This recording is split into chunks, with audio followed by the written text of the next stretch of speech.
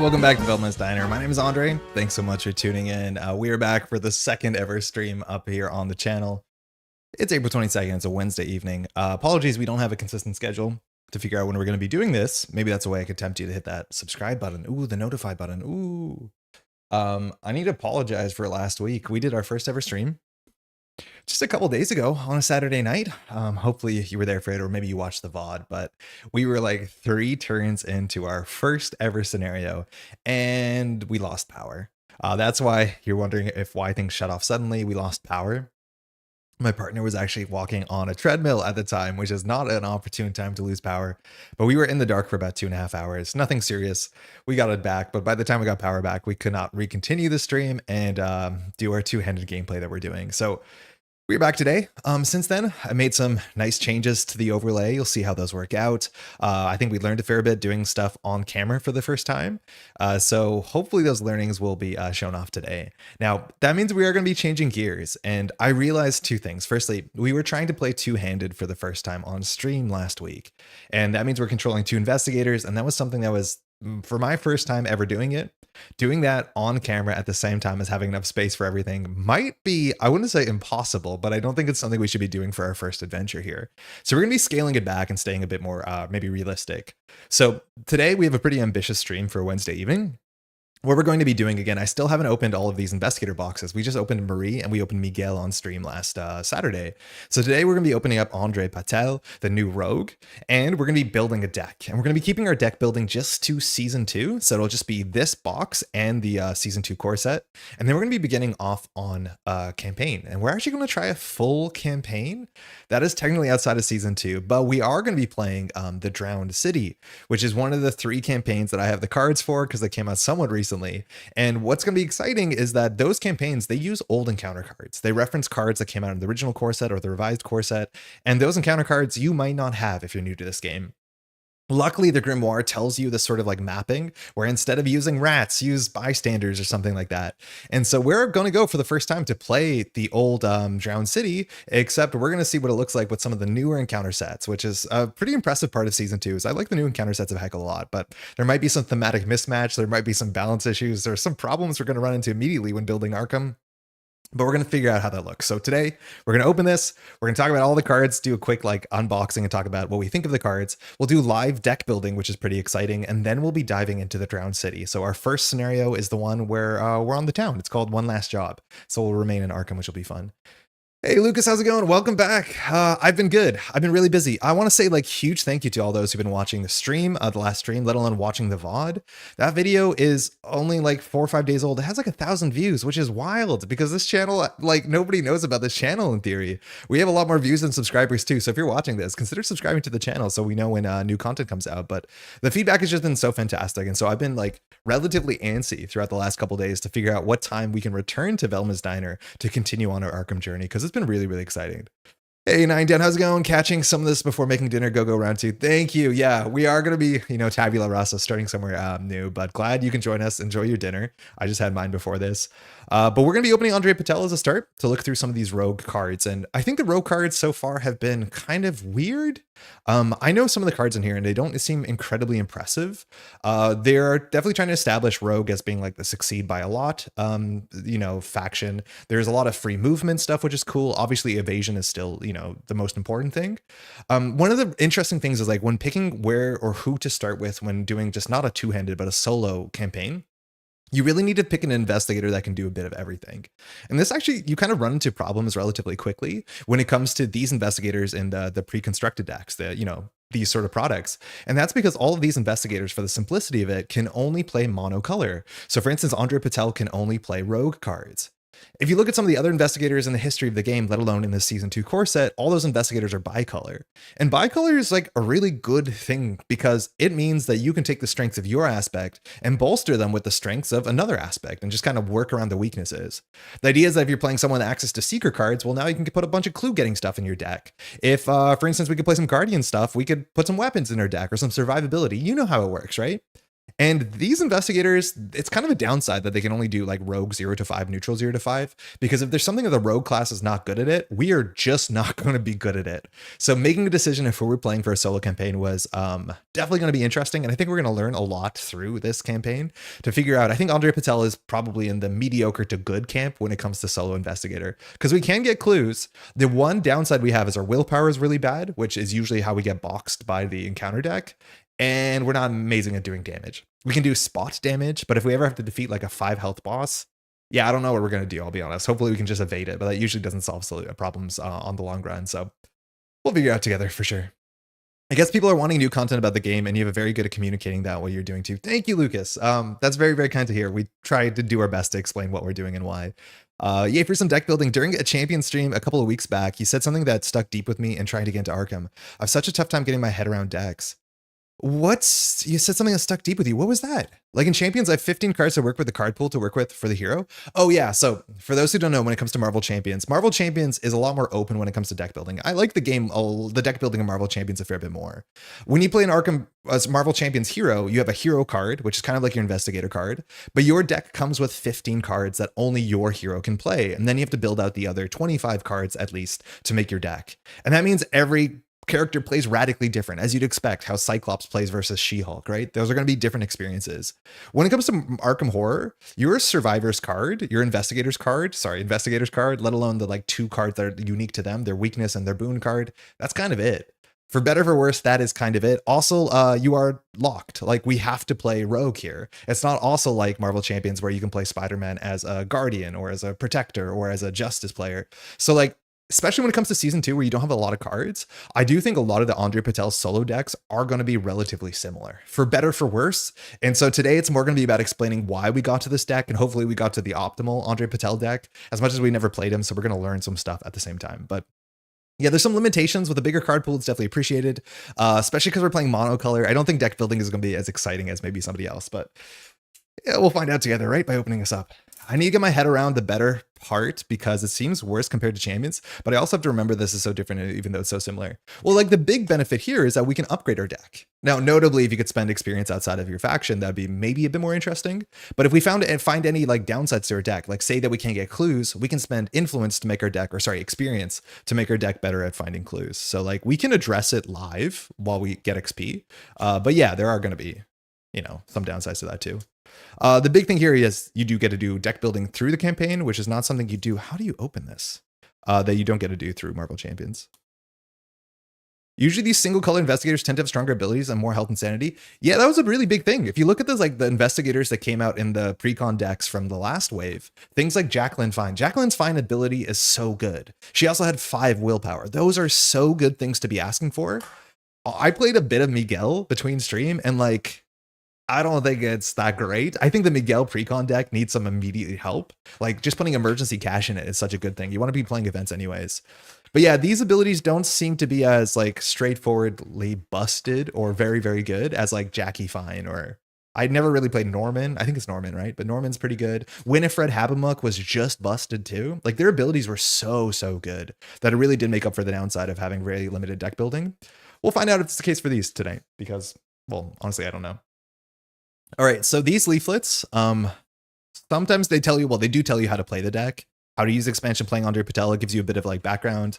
There's no new rules stuff, upgrading. It actually gives you like some description of how you should probably upgrade the deck. That's kind of cool. We won't read that, but it's always fun to read. Stella and Winifred were super strong too. Yeah, Stella Clark was also really quite good. I do think my favorites were, I think Winifred Habamuck. Winnie is just absurdly busted. I think Jackie's also really good and was really fun to give to newer players because having control over the chaos bag, especially in like an altruistic way where you can help other people, was incredibly satisfying. Who was the Guardian? Nacho is really fun, but he definitely wasn't the strongest Guardian. But he was one of the first event-heavy playstyle Guardians, which is something that they definitely were revisiting since then. Okay, cool. Let's pull up some cards and read through this. We're not going to spend too long on these cards because we want to get to deck building and playing, but we have about a couple hours ahead of us today. So we'll start with our hero card here. This is, of course, and hold on, I can do one of these buttons. It's André Patel. So if you don't know, André Patel showed up originally in the, whatever the last standalone is, the haunted film set one is. I forget the name. Somebody probably knows.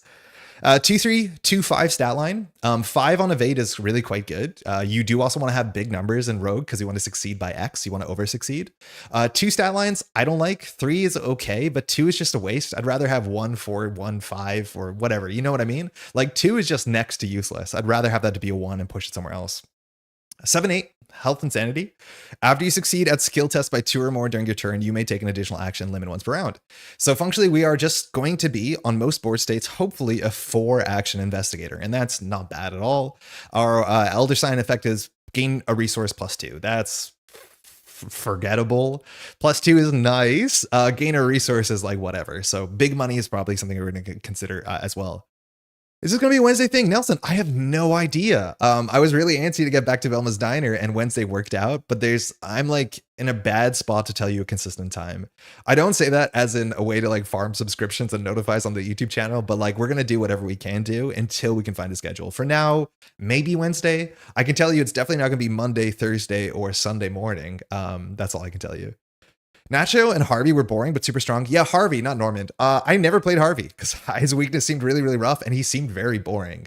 But like, I don't know, Joe Diamond seems good. Carolyn is probably pretty good. I like Andre's ability, super strong in additional action, but I hate the rogue cards from this deck. Yeah, I think a lot of the rogue cards in this deck look really quite bad. So we'll see. We'll find out together. Now, I need a shout out. I don't have the backside scan of these cards, but we didn't read out the story. I didn't realize Miguel's story was he came from Argentina. He has his partner. It was a very cute story. I guess I'll read this really quickly. So when Andre turned 13, his parents scrounged up just enough money for to buy a ticket to Central Paris Theater. Enamored by the art form, Andre quickly became obsessed with the silver screen, working tirelessly to act his way to Hollywood. There, while filming A Cosmic Journey, he experienced inexplicable and world-altering happenings. Was Cosmic Journey one of the 3 films in Film Fatale? That's the name, I remembered. I forget if it was. As the lines between reality and fantasy began to blur in his mind, his peer and friend Betsy Baxter suggested a change of scenery.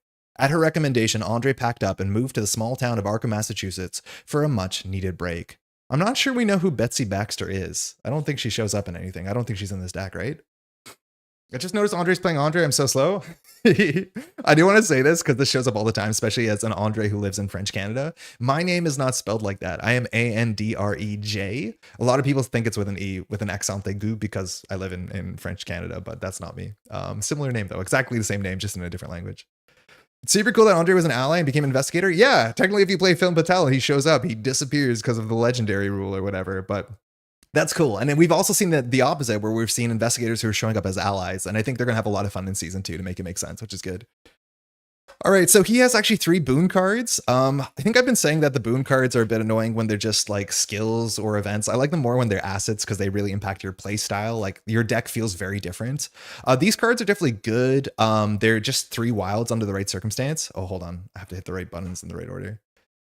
So know the exit. I love the fact that they went with black and white art for these. I think that's fantastic. So André Patel deck only while the card is committed to an attack or an evasion, it gets +2. You're going to see the theme here. They all are just like that. Which ones are better than others? I don't know. At the end of the day, you want to be succeeding by a lot anyways, at least by 2. So these are nice avenues to get it. But the fact that these are like stills from film and they actually have that sort of like filmic lighting is amazing. Know the line where it kind of looks like we're playing the Great Dictator here. André Patel deck only while this card is committed to skill test on scenario card against 2 wilds. I don't know what military uniform that this is. It looks not American. It looks Italian. I don't know who this is meant to be specifically. And then no, this scene is very much looking like your Deerstalker. We are out of Sherlock Holmes. What is the art in here? It's like there's a jaguar. He's holding an owl, kind of Maltese falconish. But yeah, that's awesome. Now his weakness, weight of the world. Has color. Revelation, put weight of the world in play in your threat area. When you fail a skill test while weight of the world is in play, take 1 horror and shuffle it back into your deck. This is just going to happen because with just a little bit of willpower, and mind you, we can now do this on stream, which is great. With 2 willpower, we're just going to goof it every once in a while, and then we'll end up taking like failure off the Mythos phase and then failure because of this.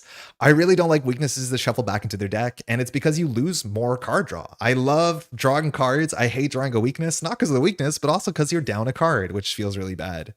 Now, this is a card I know the text on. Unaware, put into play in your threat area. Art is fantastic. That person does not look like they're from the 1920s. The first time you fail a skill test during your turn, draw the top card of the encounter deck. If that card is an enemy, discard Unaware. Whoa, what? That's brutal. There's no way to get rid of this. So if you fail a skill test, you have to draw an extra encounter card. And if it's an enemy, that's the only way you get rid of this. So this could draw you just so many extra encounter cards. That is absolutely awful. There's no way to get rid of this besides drawing an enemy. Notably, this is like anti-Stella, where you're just constantly punishing, getting punished for failure, which is kind of pretty good theme for probably a relatively high stress actor in Hollywood. And the pressure of like success is very, very, very much center stage, pun intended. Yeah, just don't fail tests. I mean, like the issue is you'll be picking the tests that you are good at succeeding at with 5 book, but like with 2 willpower, 2 fight, I don't know, 3 book, even the mythos phase will just get you every once in a while.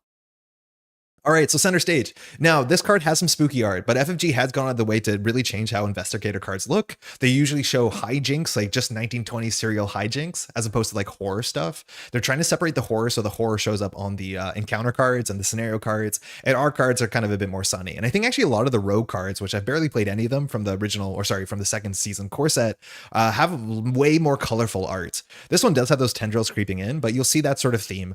I don't know how I feel about it. It's okay, but I do kind of miss that the survivor cards, or sorry, the investigator cards don't look as scary. Anyways, 3 costs, limit 1 per investigator. This is a talent. It uses 3 renown, and if there's no renown on it, discard it.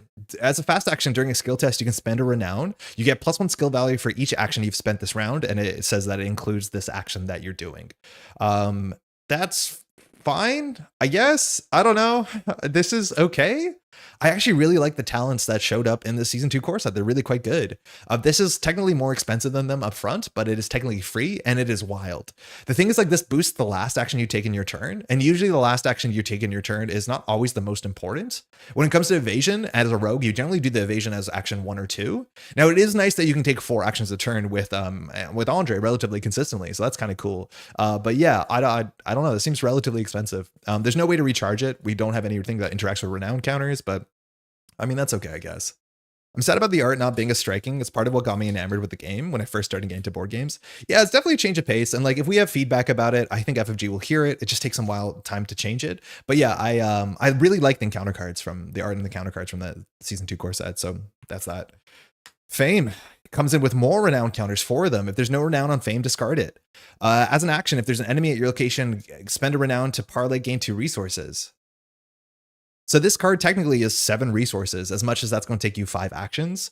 Obviously, you can just take an action to get a resource, but this is technically like 2 actions to gain 1 resource, and then 3 actions to get 3 resources. Sorry, 4 resources. Yeah, 3 resources. It's only good once you hit this, the 3rd or 4th action. There's currently no synergy in the card pool for parlaying. So generally these sort of economy engines are really good if you like get money while evading, because then your deck wants to evade anyways. There is no deck in season 2 that wants to parlay. This is actively quite bad. Emergency cash is a 1 for 3. This is at minimum 2 for 2, and you need an enemy. That's wild. That makes no sense to me. Yikes. I don't know. At some point we'll have parlay synergy, but the numbers on this make absolutely no sense. Okay. It has an icon on it though. That's good compared to emergency cash.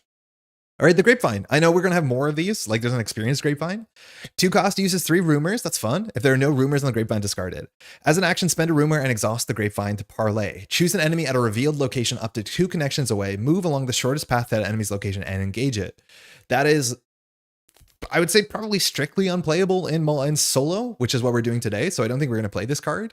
In multiplayer, that's a nice way that you can split up, but then be the person who kind of comes in and rescues. And by rescues, I mean evades something. The fact that it's an action for 2 move is nice. Parlay also doesn't do attack of opportunities, so that can be nice in a pinch. But this seems like it has absolutely no value in solo, right? Why would you play this in solo? It can be elite. So like if there's something that spawns far away that has doom on it, or like you can jump into a boss pit if you're allowed to, but yeah, that doesn't seem great. Okay. All right. Extravagant ring. 1 cost accessory, uses 3 renown. So that's really well trod in this pack. When you would succeed at a skill test, spend a renown and exhaust extravagant ring. You get +2 skill value for this test. Wow. That's like incredibly similar to the last one on the stage. However, yeah, to center stage. However, this is +2. In theory, like center stage can be +4. But on the first action of the turn, which could be the most important if you're evading or doing something, again, important, this is a bit more consistent. Now, the problem with this is it takes up your accessory slot, and you got a lucky cigarette case. And I'm guessing Lucky Cigarette Case is just the absolute gas when it comes to André, because inherently you want to be succeeding by 2 anyways, and Lucky Cigarette Case is going to be drawing you a heck of a lot of cards. Now you can play, what is it called? The Artifact Collector, Relic Hunter, and Relic Hunter will give you a second accessory slot, which seems really important. I think Extravagant Ring looks like not bad at all, but compared to Cigarette Case, where drawing cards, and those cards will have skill icons, is probably going to be quite comparable to this. I think skill cards, as long as you have card draw, are really quite good. I love rogue skill cards in general. Maybe that's the Winifred Habima can be talking. But yeah, the fact that this is like competing with a very good slot on André is going to be tough. That's for sure. Neat. All right, lockpicks is back. Fantastic. I don't think we get upgraded lockpicks, and upgraded lockpicks is something you see much more than regular lockpicks. Relatively expensive for 3. They do take up a hand slot, but it allows you to investigate and add your foot to your book, your agility to your intellect. Now, if you do not succeed by at least 2, you have to discard lockpicks, which sucks. However, when it comes to André, that means we're going to be investigating by 8. So even in 4 shroud locations, if we pull a 9 -2, we're good. But anything lower than that, we're on basically auto fail or bust at that point, which that's pretty okay. That's pretty good. Now, succeed by 2 is good for André. One thing that's totally notable is that this is technically still a book test, so you can't like dump manual dexterity into this. Even though it adds something, it doesn't mean you can boost that stat.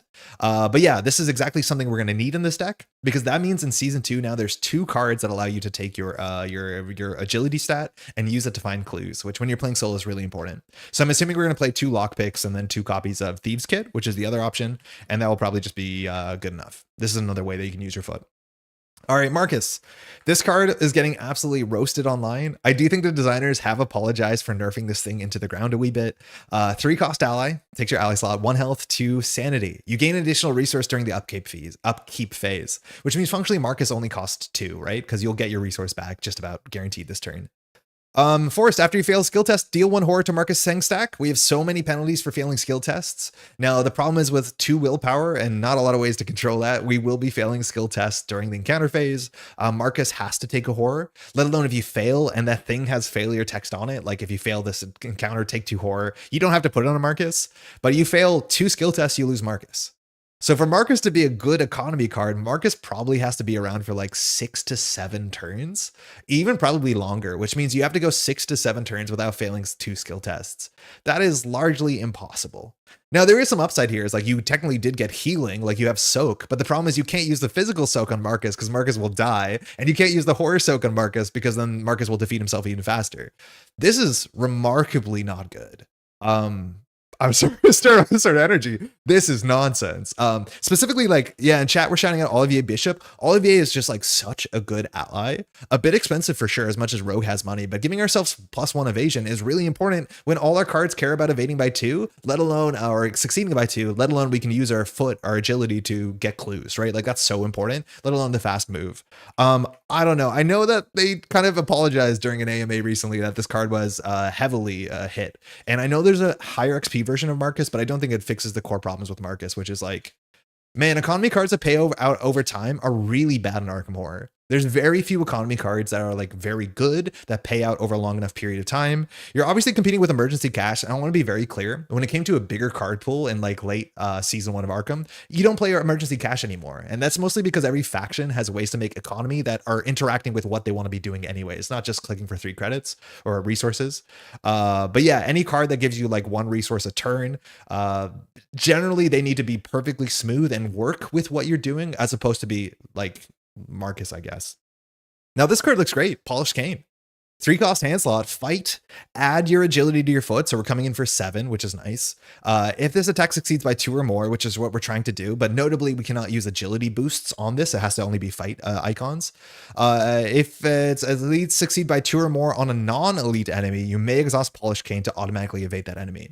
So you're spending an action to do a very boosted fight against their attack, and sometimes their attack is lower than their evade. If it's not, you can just evade it normally, and you get to do 1 damage and evade at the same time. And because you're adding your stats together, you're very likely to fire André.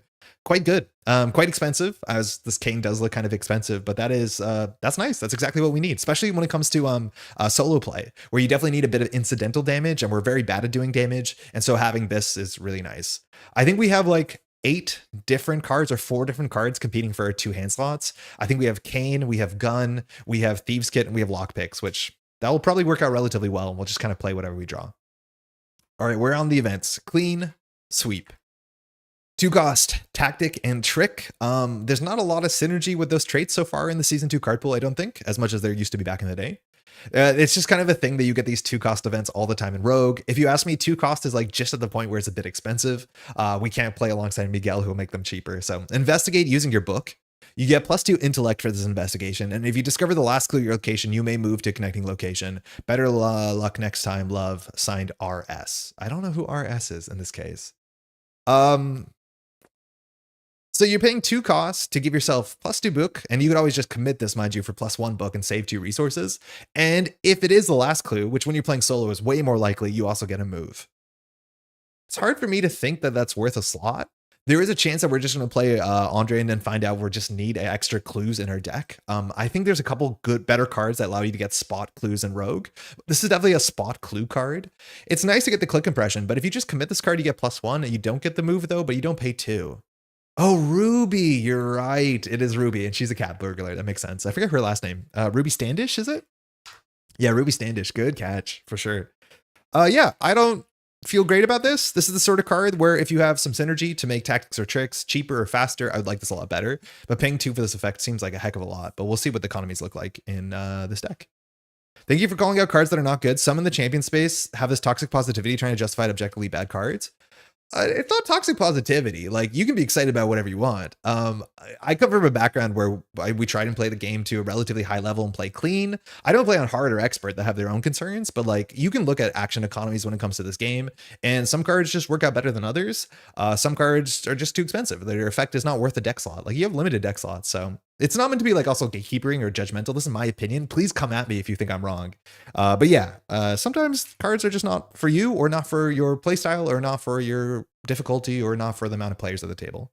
I don't know to which point Mr. Senstack is going to show up, but Velma Steiner live? Hey, Katurian, welcome. And it's André Patel. Andre's playing André today. We're going to figure this out. Oh, not this card. There's 2 cards with a very similar name. Pay your dues. How's it going?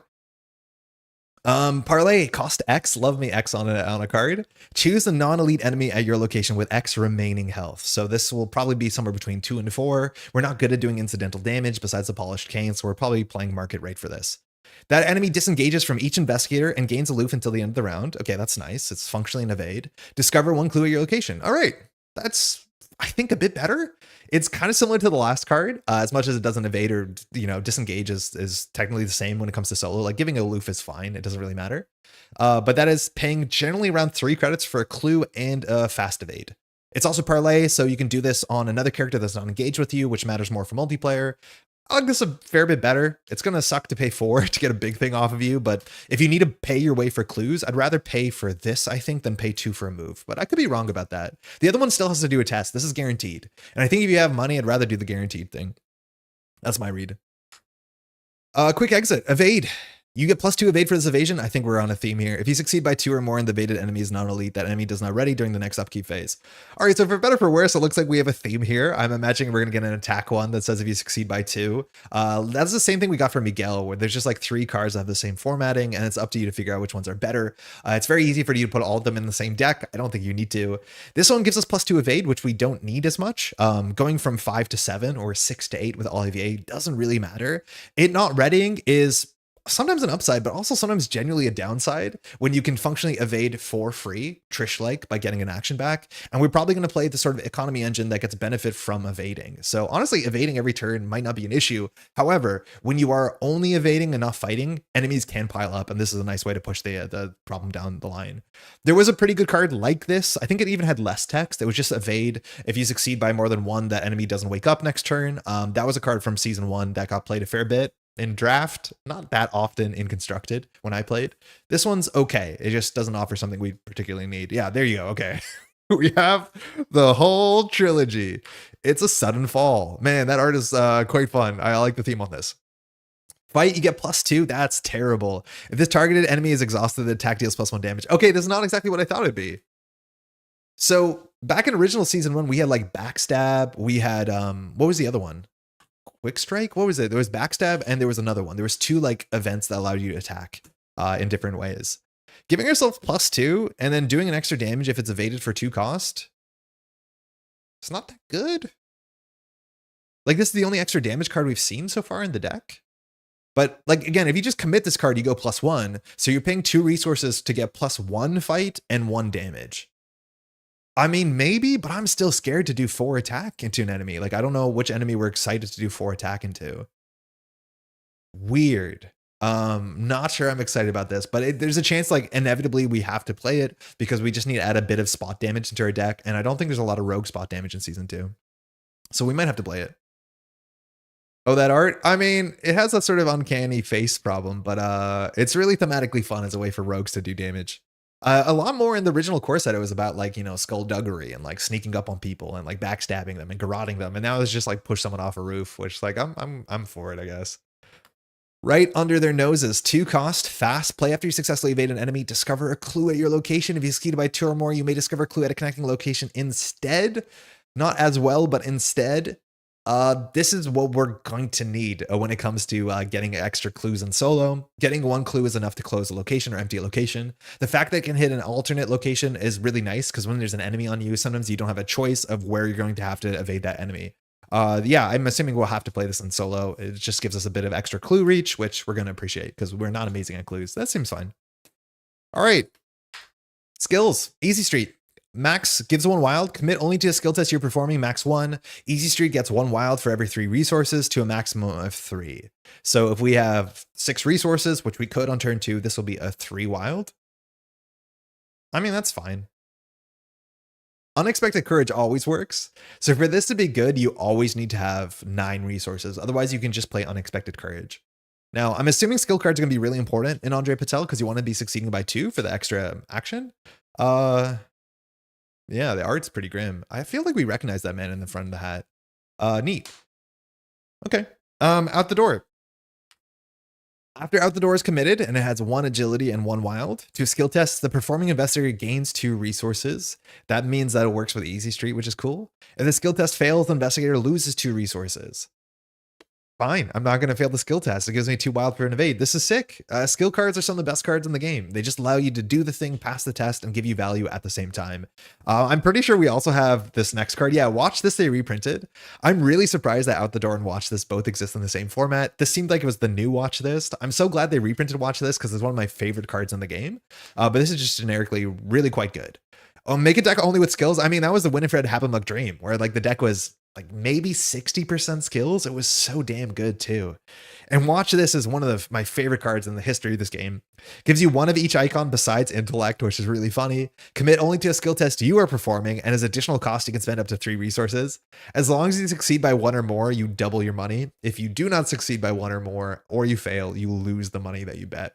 I always pay 3. I have pulled the autofail on this. It is the most fun. I don't care. And shouting watch this while you do something that's not a good idea is just the most fun. One of my favorite cards in the entire game. Glad this got reprinted. This is so important. Like we talked about emergency cash. We talked about some bad econ cards that are in the deck. This is 3 resources for free, fast. This card is 2 resources for free, fast. And then there's that parlay card that is like 3 actions to gain 3 resources and you need an enemy. Like it doesn't make sense. Ooh, experience card. Oh, wait, they did reprint lockpicks. Oh, sick. Okay, I didn't think they'd do this. This is the lockpicks I see actually way more consistent play, and that's because it's so much better. This now lockpicks, the only difference is it comes in with 3 supplies, and if you mess up the not succeed by 2, you just discard a supply. That is a very easy spend of influence because breaking your 0 XP lockpick is garbage. Breaking your 1 XP lockpick largely doesn't matter. I have never broken my 1 XP lockpick. I have never used all 3 supplies. You lose 1 supply, I've never lost 3 supplies. This is very much worth influence, especially in solo where you just need to get 1 clue a turn. Notably, this card does exhaust, and that's like technically a downside. But when it comes to solo play, that's all you need because most locations have 1 clue. The ones with 2 clues you have to work on a bit better, but that's fantastic. Out the door. They do group these by experience cost, not by type, and alphabetical within that.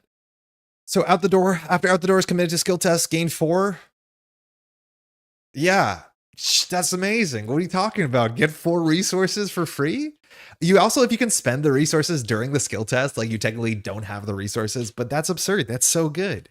Okay. The Grapevine is back. I don't remember the last one did because it wasn't great, but I think it allowed you to move around. For 2 experience, it gets another icon. Spend 1 rumor and exhaust the Grapevine to parlay. Choose an enemy at a reveal location up to 3 connecting locations away. Move to it and engage it and draw a card.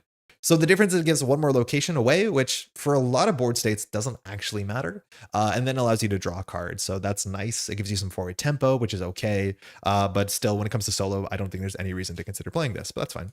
Is the manual lockpicks the same on Watch This? Is it the archetypal fun rogue? I think the person on Watch This has a hat. Good facial hair, nice little curl, blue suit. Yeah, I think you're right. The suit is a bit browner, but it does very look similar. I think this person shows up on a couple cards. You might actually know a lot of the characters that show up on card art, because a lot of this card art's been reused, are characters that are actually named in other Arkham Horror board games and stuff like that, like Mansions of Madness and like Arkham Horror, the board game. So some of those show up. Marcus is back, Sangstack. He now has one more horror. I think he's cheaper by 1 too, which actually does matter because it's an econ card. There's a chance adding 3 horror soak to your deck is fine for 2 experience, for 2 cost and 2 experience, but yeah, that's not a good card. Clean sweep 2. Investigate, add your book to your evade. So now we're going up to 8, maybe 9. After this test resolves, you may move to connecting location. That's a fair bit better because it doesn't require emptying it. It also has more icons on it. So like just committing this might just be good enough. This gives you 3 book, right? So you have some options regardless. Just having good stat icons on a card is like worth something. That's fine. It's a bit expensive. I would love to see Tractic or Trick Synergy. Grapevine is good with elusive enemies. Yeah, you're right. It's nice to catch up. That's actually a good shout out, but I don't think I'd play the Grapevine for like, what is it? 3 resources and an action, or 2 resources and an action just to be able to get that free move. Like at the end of the day, you're right, but also we got Olivier Bishop, right? Like, I don't know if we need more movement tech in solo. So, but I see in multiplayer because the big thing is like engaging it off of someone. That seems quite good. All right, quick exits back. Same idea, but now you add your willpower. Did the last one say add your willpower? If you succeed, the evaded enemy is not elite, the enemy does not ready. So the only difference is you add your willpower instead of getting +2, I think. Whatever. Sudden fall. Okay, so this is +2. It does +1 damage if it's evaded. This is now add your fight to your evade. If this attack does +2 damage, so this actually does 3 damage, which I believe is exactly how backstab scaled when you spend influence on it, or quick strike. I forget what the name of the other one is. This is a lot better because paying 2 for 3 damage is good.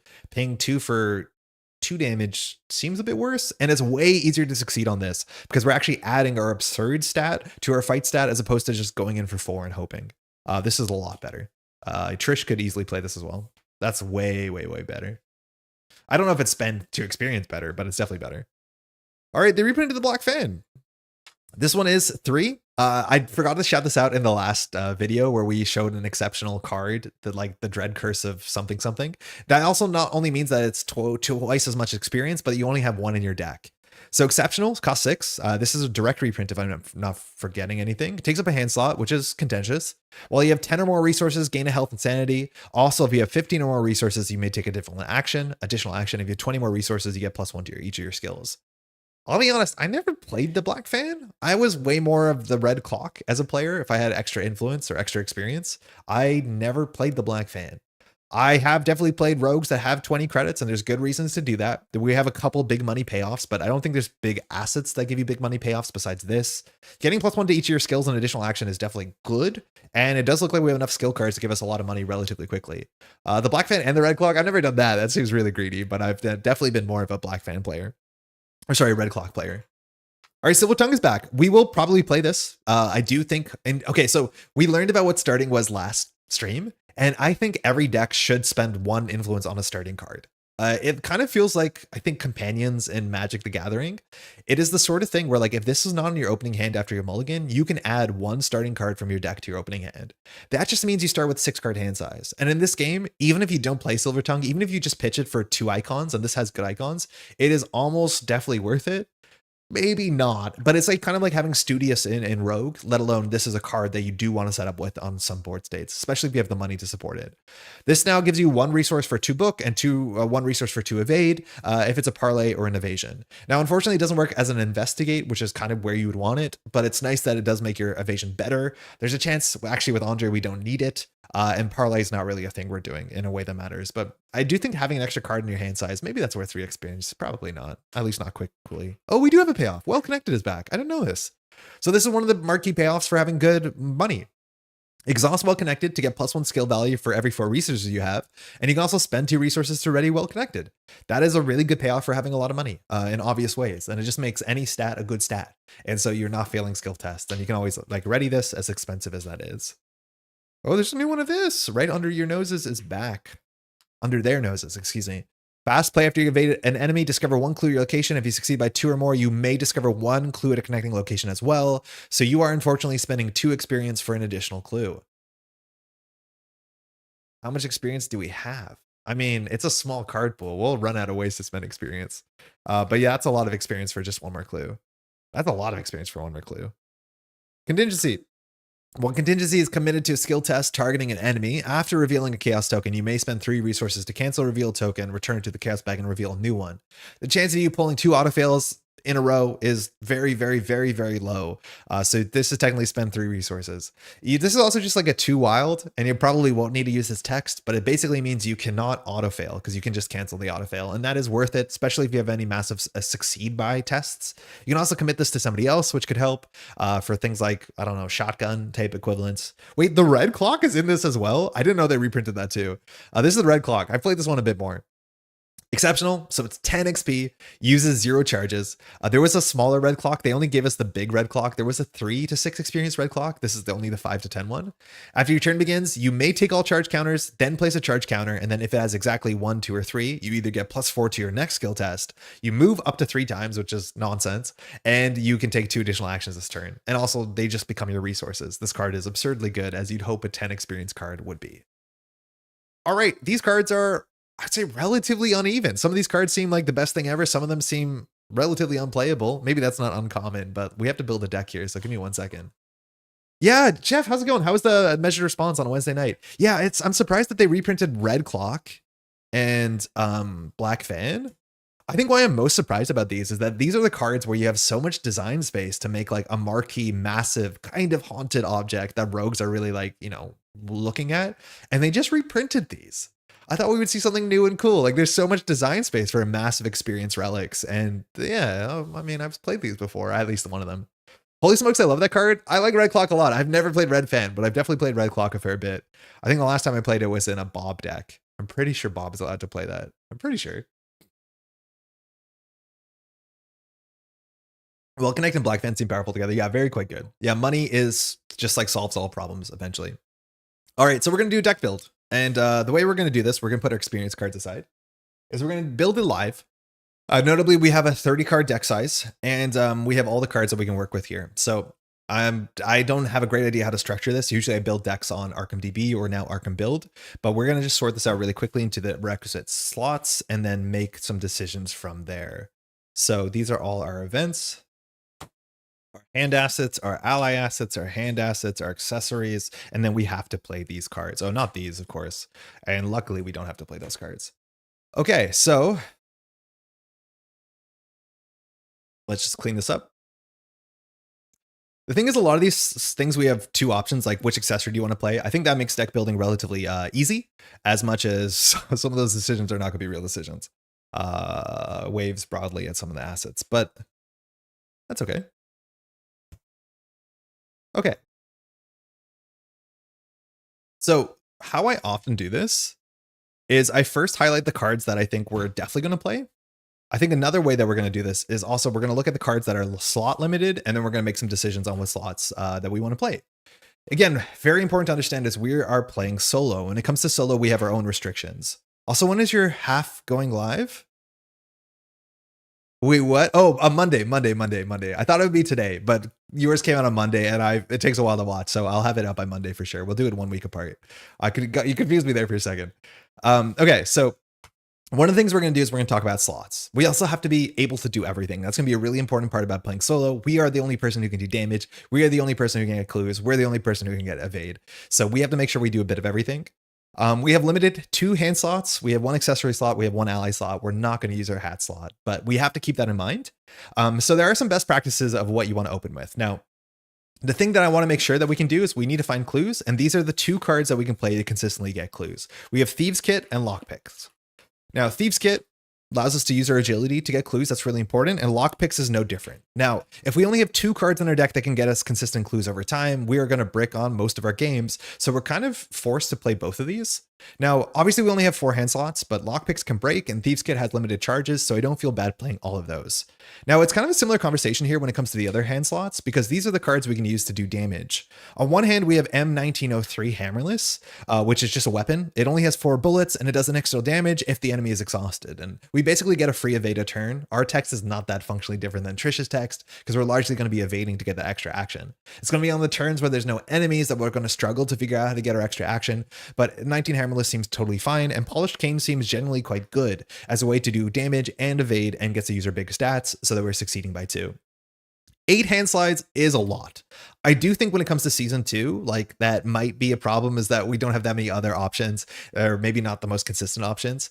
I think on average taking like 4 hand slots, that's like really quite nice, but I think we're going to do all 8 just to make sure we can find a damage card, just to make sure we can find a clue card.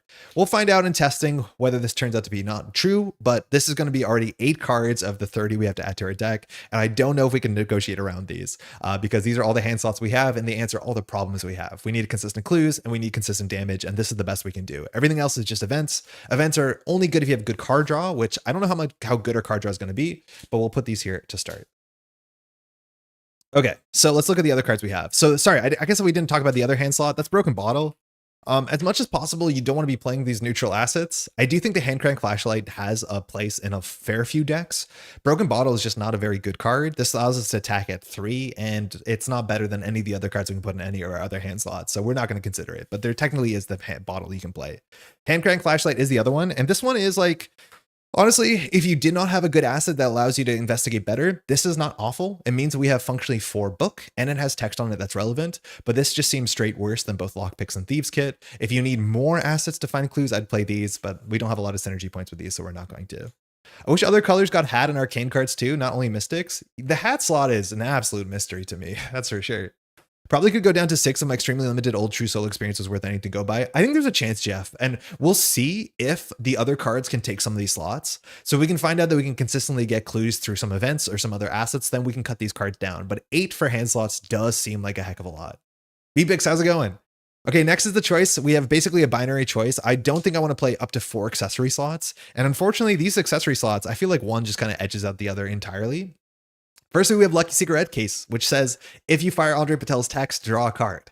That's absurdly good. Obviously, that's absurdly good. So this is a very, very high bar. Now, on the other side, we have Extravagant Ring. And Extravagant Ring is maybe worth considering still. It technically doesn't trash itself when it runs out of Renown, which is weird considering some of the other cards do. That's actually kind of an upside in some ways. You can't recycle it, but it means you can discard it to like an asset, or sorry, an encounter card that trashes an asset. This gives us +2 to a skill test, which is like pretty good because that means we can consistently get away with a 3 book stat. So I'm not saying that this is not worth considering, but I'm leaning towards Lucky Cigarette Case and using the card draw from Lucky Cigarette Case to get the sort of icons that are equivalent to Extravagant Ring. That's the way I see it. That being said, on some board states, this might not fire. But again, most of the cards we're playing adds our agility to our book or does something like that, adds our agility to our fight. Lucky Cigarette Case should be a non-issue. So we're going to try Lucky Cigarette Case. Not the worst card. This card was an accessory. It'd be such a banger card, but unfortunately it is. All right, we have 2 allies. I'm not going to talk about this for a long while because Marcus Sengstack is so bad. Just like a very not a good card. While Olivier Bishop is one of the best 0 XP allies we've seen, let alone in Rogue, just kind of period. It makes our evade go up, which is quite nice, and we get a free move a turn. Free move a turn is actually more valuable in some ways when you play solo, because in solo, you just struggle to get across the whole board. You can't split up the way that you can in multiplayer, so additional movement's really, really quite good. Ring is only good if you would pass by 0 or 1. Wait, can you actually fire Ring as a response? When you would succeed a skill test. Oh, I read that wrong. Good shout out. So this just says when you would succeed. So it doesn't even stop you from failing. No, this is not good. I thought this just gives you flat +2. It doesn't. It just says when you would succeed, then you get +2. So you can fire Andre's text guaranteed. I don't like that at all now. Okay, never mind. I don't want to talk about that card. Fedora. We don't play Fedora. I don't want to talk about it. We don't play Fedora. We don't play Fedora. All right, now we look at the assets. These are kind of interesting. So far, we are at 1, 2, 3, 4, 5, 6, 7, 8, 9, 10, 12. So we only have to pick 18 more cards. Most of the deck building is just doing itself, which is nice. So the first card we have is Silver Tongue. And I honestly think these talents are actually quite good. It's nice that we can spend our money to boost ourselves. Plus 1 for 1 might be a nice way. Like we talked about the big money archetype. This is technically a big money archetype card in some kind of perverse ways, which is you no longer will be a big money archetype, but it's a nice way to spend money to push yourself forward. I like the fact that we can spend 1 for +2 on an evasion. It just guarantees that we have our +2 trigger, which means we get a card draw, because on any turn they have the cigarette case down, paying 1 will almost guarantee you a card draw. So that's pretty good. I've liked these a lot. I wish this could help us investigate in a more cost-effective way, but I'll put 2 here. There's a chance we can cut 1. This is the sort of card where you have to play the deck, and if the deck is obviously very functional, then you can remove copies of this because you might not need it, but that's it. I talked about how the monocolor decks are a fair bit worse because they can't splash cards to solve some of their weaknesses, and that's one of the big downsides here. If we could splash one of the cards from like say whatever the the survivor one is that could boost our willpower during skill tests and during the encounter phase, like that would solve so many problems we're going to run into naturally, but we're locked to only playing the rogue cards. All right, Sticky Fingers. I don't know if we play this. I think we do. I'm pretty sure we do. There was a very similar card in the original, what's it called? What was it called? Pickpocketing in the original season 1. The experience version of this makes it fast, which makes it a lot better. That just says after you successfully evade an enemy, gain a resource. I'm pretty sure we do play that. We play at least 1. I think we might even play 2. We're expecting to evade maybe every turn, if not every other turn. Again, you don't draw that many enemies in solo compared to multiplayer. So I'm not sure for solo if you actually need to play more than 1 of these, because you hope to find it and it will just give you a resource a turn, which is like Marcus Seng's stack text, because we are going to be evading a turn and we're not going to be defeating a lot of enemies. So they'll be sticking around. So evading should be good. This is the maybe play 2 camp. I'm not 100% sure. All right, center stage. I don't remember liking this card. This gives you +X. X is equal to how many actions you've taken. This is relatively mid. It could be a talent, kind of like Silver Tongue, so we could play 1 and 1. This card also has no icons on it, which actually makes it very expensive. Any card having no icons sucks, because if you draw, like if this card is drawn too late in the game, you don't generally play it. This is probably not something we're going to be playing. I think skill cards are just better than this. This is just basically giving you a couple skill cards. If we just draw cards, we'll be fine. Fame is objectionably not good. It's just a very slow econ card. It only is playable when you have enemies. I don't want to spend an action for 2. And the Grapevine is also not a card we want to play in solo. Maybe not even multiplayer, but we don't have, there's just not going to be enemies 2 actions away. We don't care about engaging them either. All right, so what are we at? 1, 2, 3, 4, 5, 6, 7 +8. We're 15. We're halfway there. And we have some really good cards, especially because I think skill cards are going to be so easy in our text with Andre because we want to be drawing cards. But let's start with all our events. And we're going to have some questions here. Firstly, breaking and entering.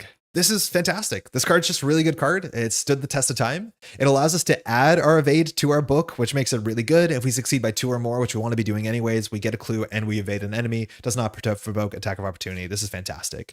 This will help us with high shroud locations. It's always nice to have cards that allow you to cheat clues off of high shroud locations, as much as this technically isn't a cheat, but this seems amazing. Now, Paint the Town Red. I'm not 100% sure about this. This is the sort of card that grabs an enemy from the deck, and it also gives us, what does it give us? Resources? Oh, that's it? No, it's no Kick the Hornet's Nest. I love Kick the Hornet's Nest. This just gives us resource, but it grabs an enemy. Now, there's actually some big upsides to grabbing an enemy. Firstly, you can take it out of the deck on a turn where it makes sense. You can also grab an enemy. It doesn't spawn at your location. So if it does have spawn location or spawn text, it will spawn there. So you can't cheat it out the way that I think you could with Kicking the Hornet's Nest.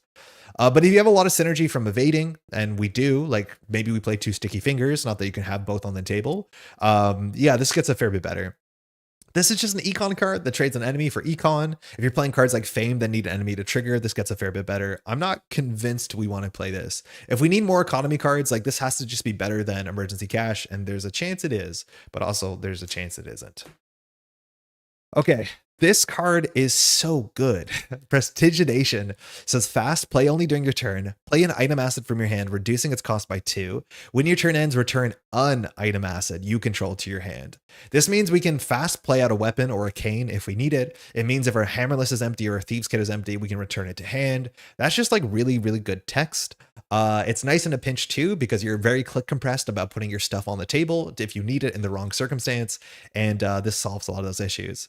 Now, the thing is, like, we have a fair few items. I don't know how many of these we should be playing, but it is like a very nice effect. It's technically a soft econ card for a turn, and you can bounce something that's empty. So it just like cheats in something fast, and you also save money installing it. This card seems nuts. Yeah, this card is mega nuts. This is the sort of card that will be like bonkers nuts in a bigger card pool. Currently, there's nothing that we can do too weird stuff with. Like there's no massive pop-offs. I want to shout out the version of this in Mystic that I talked about when we unboxed Marie. I was not too hot on it. And then I played it and it is absurdly good. And that one shuffles it into your deck. Yeah, this refreshes our stuff. It's so good. Yeah, this and Dexter would be really good too. Yeah, and Dexter can play this. But yeah, the fact that it returns an item you control, not the item you played, is just like really nice. I think we'll try 2 of them and see if one of them just ends up in our hand. Yeah, we'll see if that works. Right under their noses. 2 cost fast, play after you evade an enemy, get a clue for 2. I mean, we probably just need pinch clues, especially on higher shroud locations. It has okay, not the best icons on it. Like willpower icons are nearly useless on 2 willpower. It's not like we're going to pass the 3 difficulty test by boosting 1. I think we can put 2 and see if we cut it. I mean, like I'm just nervous we're going to need pinch clues, and this is pinch clues. Now, this is one I don't want to play because it's pinch damage, but the numbers are so bad. It's attack for 4 on an evaded enemy to do 2 damage. Realistically, we're probably gonna have to play this because our deck has like vanishingly little damage, but like, I don't know, the numbers don't seem amazing. So we're gonna have to really bolster this by playing more boost icons, and that shouldn't be that hard. Other events, we have quick exit. This is the evade one. You get +2 for the evade. If you succeed, they don't ready. I'm not sure that's something we need to do. We're already really good at evading. This does basically guarantee Andre to fire, but in them not readying might not be a big issue. It does give you some distance between hunter enemies, which can be an issue playing a rogue, but I'm not excited about this. I could be wrong. Pay your dues. This is more pinch clues, so it's up to us to figure out which one. Sorry, not that. Don't read that. It's up to us to figure out which one we want. This is choose a non-elite enemy, pay X, you disengage, you make that enemy aloof, which means it will hunt, which is technically a downside. It technically won't attack you that round, but it will follow you, and then you discover 1 clue your location. There's a chance that this is better than right under the noses. The thing is, right under the noses is more expensive. Usually, actually, it's cheaper, and it's fast, so we'll just play that. Clean sweep. I don't love this either. Clean sweep is 2 costs to get +2 to our investigation, which we generally don't want to be using our book as much as 5 is pretty good. And if we get the last clue, we can move. Again, if you just commit this card, you get +1. I don't love it. And emergency cash. I don't know if we play emergency cash. And I'm saying that as somebody who, like, the more you play generally more efficient decks, the less you play this card in general. But there's a chance we want this card because we want money. Money is just that good in Rogue, but playing a 3-cost money card with no icons might not be it. But we'll see how many cards we have. Our skill cards are going to be where it's at. And I think most of our econ skill cards, if not every econ skill card we can play, is much better than emergency cash for a bunch of different reasons. Especially no icons means we can't boost. And we can't boost, we can't get an action. Like there's so many reasons you want to be succeeding by a lot in Rogue. So card count 1, 2, 3, 4, 5, 6, 7, 8, 9, 10, 11, 12, 13, 14, 15, 16, 17, 18, 19, 20, 21, 22, 23. So we have 7 slots and we're considering some of these cards still. All right. Out of sight. These are skill cards. Test is successful by 2 or more. Disengage from each enemy and move to a revealed connecting location. Functionally, we get a free action anyways when we succeed by 2. I don't love it too much. Movement is kind of expensive when it comes to solo play, but yeah, whatever. Easy Street. This card is only better than Unexpected Courage if you have at least 9 resources. We'll find out if that's the case. It's a really easy thing to swap in Unexpected Courage or this out, technically. I'll put this in the maybe camp. Out the door, we're definitely going to play it. Gives you money. It gives you boost icons. That's all we care about. Watch This is the best card in the game. All right, so there's 3 more card slots we can play here. My guess is we'll always play 2 copies of Manual Dexterity because Manual Dexterity does exactly what we want it to do, which is give us more evade, guaranteed a card draw, guaranteed a card draw of cigarettes, guaranteed that we get an action. That seems really good. And this leaves us with only 1 more card slot. And I think we could cut some certain things. For instance, we could cut maybe a Prestigitation. We could cut a Sticky Fingers. The other card I would consider is actually playing Perception. So when we play Perception, we go up to 5 book, and 5 book is probably good enough to get a clue on some medium locations, and it replaces itself, which is pretty good. But if we don't want to do Perception, we can just do Unexpected Courage. And Unexpected Courage doesn't draw a card, but it's just more flexible on more board states. It also means we can commit it to an evasion test if we need to go get that card draw, let alone everything else. So Unexpected Courage seems like relatively good. All the ones that cantrip and draw cards are fantastic. And I do want to say, like, it would be nice to play Guts because we are really bad into the encounter deck with any willpower test. But bring your willpower up to 2 to 4 really means we'll fail most tests anyways. So it's generally not worth it the way I see things. 1, 2, 3, 4, 5, 6, 7, 8, 9, 10. 12, 13, 14, 15, 16, 17, 18, 19, 20, 21, 22, 23, 24, 25, 26, 27, 28, 29, 30, 31. In theory, we should cut 1 card here. I do think you have to play exactly 30 cards. If anybody has an opinion, please let me know. I would consider cutting a Sticky Fingers, a Silver Tongue, or Unexpected Courage. Probably one of those. There's a chance it's Prestigitation because we don't have too many like hot tricks with it. But again, that's as simple as it is to build a deck, is like worry about your slots. You also could cut one of these hand slots, but I honestly think the cards that we're considering are not better than these slots. And I think it's just so important for us to open with a way to get clues that I want to play these. And it's probably worth it to open with a way to get damage. So I want to play 4 of these. Like that might just be a solo concern because we don't have flexible stats. Sticky Fingers or Silver Tongue? Yeah, I think so. Silver Tongue is nice. It does boost evade, and we're maybe not that bad at evade. Like, we're pretty good. So I could see us cutting that and then just having Sticky Fingers as a soft econ card, and that's probably good enough. That's 30. And we also have to remember our deck is a bit bigger than normal because we have 3 of these, and these are really good wild cards too, which means we can commit these sometimes to willpower tests, sort of, kind of, not really. And that's it. That's how you build a deck. We'll see how bad it is. We'll find out together. But that is the idea. That's how we build a deck, especially with this card pool in season 2 being so approachable. You can largely just smash together your best stuff. Just keep in mind, particularly when you're playing solo, you need to be able to do a bit of everything. And sometimes it's just a bit. Like we can beat some scenarios with doing next to no damage, but some scenarios really force you to do some amount of damage. It's 9:30. Not too bad, actually. We did a whole unboxing and a deck build in less than an hour. Just about an hour. Let's actually play some Arkham. I'm really excited for this. So last time we did this two-handed. I did say before, two-handed is firstly turns out to be very difficult in terms of table space. I have zoomed out the camera as much as I can. If I zoom out further, you start to see like the floor, which is a bit unfortunate. You see a bit of the mount that is holding the monitor that I'm talking into today. Did you play more with Marie? I played the first scenario off camera with Marie and Miguel. And let me tell you, Marie did everything. Miguel did next to nothing. Some of that is playstyle, where I do think with Miguel, you do just need to put your traps on a location and hope they matter. But Marie was super, super consistent, super competent. Her stats were good. Her spells were good. The spell that allowed her to cheat out a spell from her hand to shuffle into her deck was like so great because you could just draw the spell again because she has just absurd card draw. I never actually ended up playing Grandmare's Charm. I just played the Bloodstone and liked it better because the +1 willpower was just that good. And you didn't really care about recharging your cards because you just drew a lot. Like it didn't really matter. I was very impressed with Marie. So far, I'm incredibly unimpressed with Miguel. But I do want to say Miguel's precon seems pretty rough because they don't want to like reprint cards, but like play Emergency Catcher Miguel. It's a clickless 3 credits. Like that's really good. It's kind of like Marion Tavares, where just any sort of events get a lot better. I'm so excited to play with her, just waiting for the decks being released here in Brazil. Yeah, I guess in English now, right? Yeah, sorry about that. Cool. Now that we got the Evergreen decks, out of the 10 investigators who are your favorite and why is it Joe? So I have not played all of them. I finished a campaign just with my friends on Monday. I played Daniela. Daniela was pretty cool. I do think I'm played incorrectly with Daniela. So Daniela's text says that when you get attacked, you can do an attack action back, right? That's Daniela's text. However, I didn't realize at the time, her text says after an enemy attacks an investigator at your location, fight. I did not know that that doesn't allow you to do the good text on Sledgehammer. So I played one scenario where I was getting this free triple action with Sledgehammer and she was just wiping out Bat Horse, no problem. Turns out that you're not allowed to do that. She's still really good and fun. I only drew her weakness once on the last scenario and it genuinely sucked, but I was a very competent like tank and fighter. It was exactly what you'd expect it to be. It was fun. And the blue card pool, actually, like the experienced blue cards are all very, very, very good. I played Izzy with the precon. I think Izzy has a chance to be a lot of people's favorite because she's just very interesting. She gives you a lot of angle for control. She also has some of the most build flexibility because you can build into mystic spells, you can build into survivor stuff. Skill cards are some of my favorite cards in the game. The thing is, I only played precon Izzy, and precon Izzy was fine, but like not what I want an Arkham Horror deck to be. So yeah, I have no doubt she's gonna have a very healthy life. Joe is fine. He's boring, but he's good, but he's fine. I imagine we're going to play Dexter and enjoy Dexter. And who am I forgetting?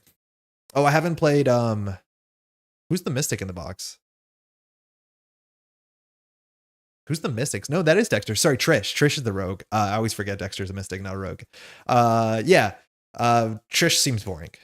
I do think there's not a lot of experience options for Trish in the box. I do think Trish and Dexter are relatively similar, maybe too similar for my taste. And I think I'll just enjoy Andre better because I like the theme better and we kind of share a name. So like, sup.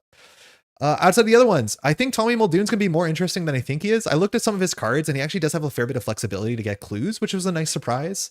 I think Carolyn's going to be just kind of like Joe, where it's hard to make Seeker interesting unless you make them really out of the box. And she seems like support Seeker, which is still good, but not like Min, like not fun Min, like just like, okay, you're healing horror at the same time. Andre seems good. Miguel has a chance to be really interesting, but there's also a chance that he's like, I think a lot of the traps just aren't good. I think it's very like a weird play style, and maybe I just haven't grokked it. And then who am I forgetting? Oh yeah, Marie. Marie is phenomenal. Marie might be my favorite. Very, very, very good. Stronger than her sister at least. Super low bar, but yeah, very much agree. Did they change Trish or just boring because of card pool is Matt? Trish is just Finn. They just took Finn's text box and put it on Trish.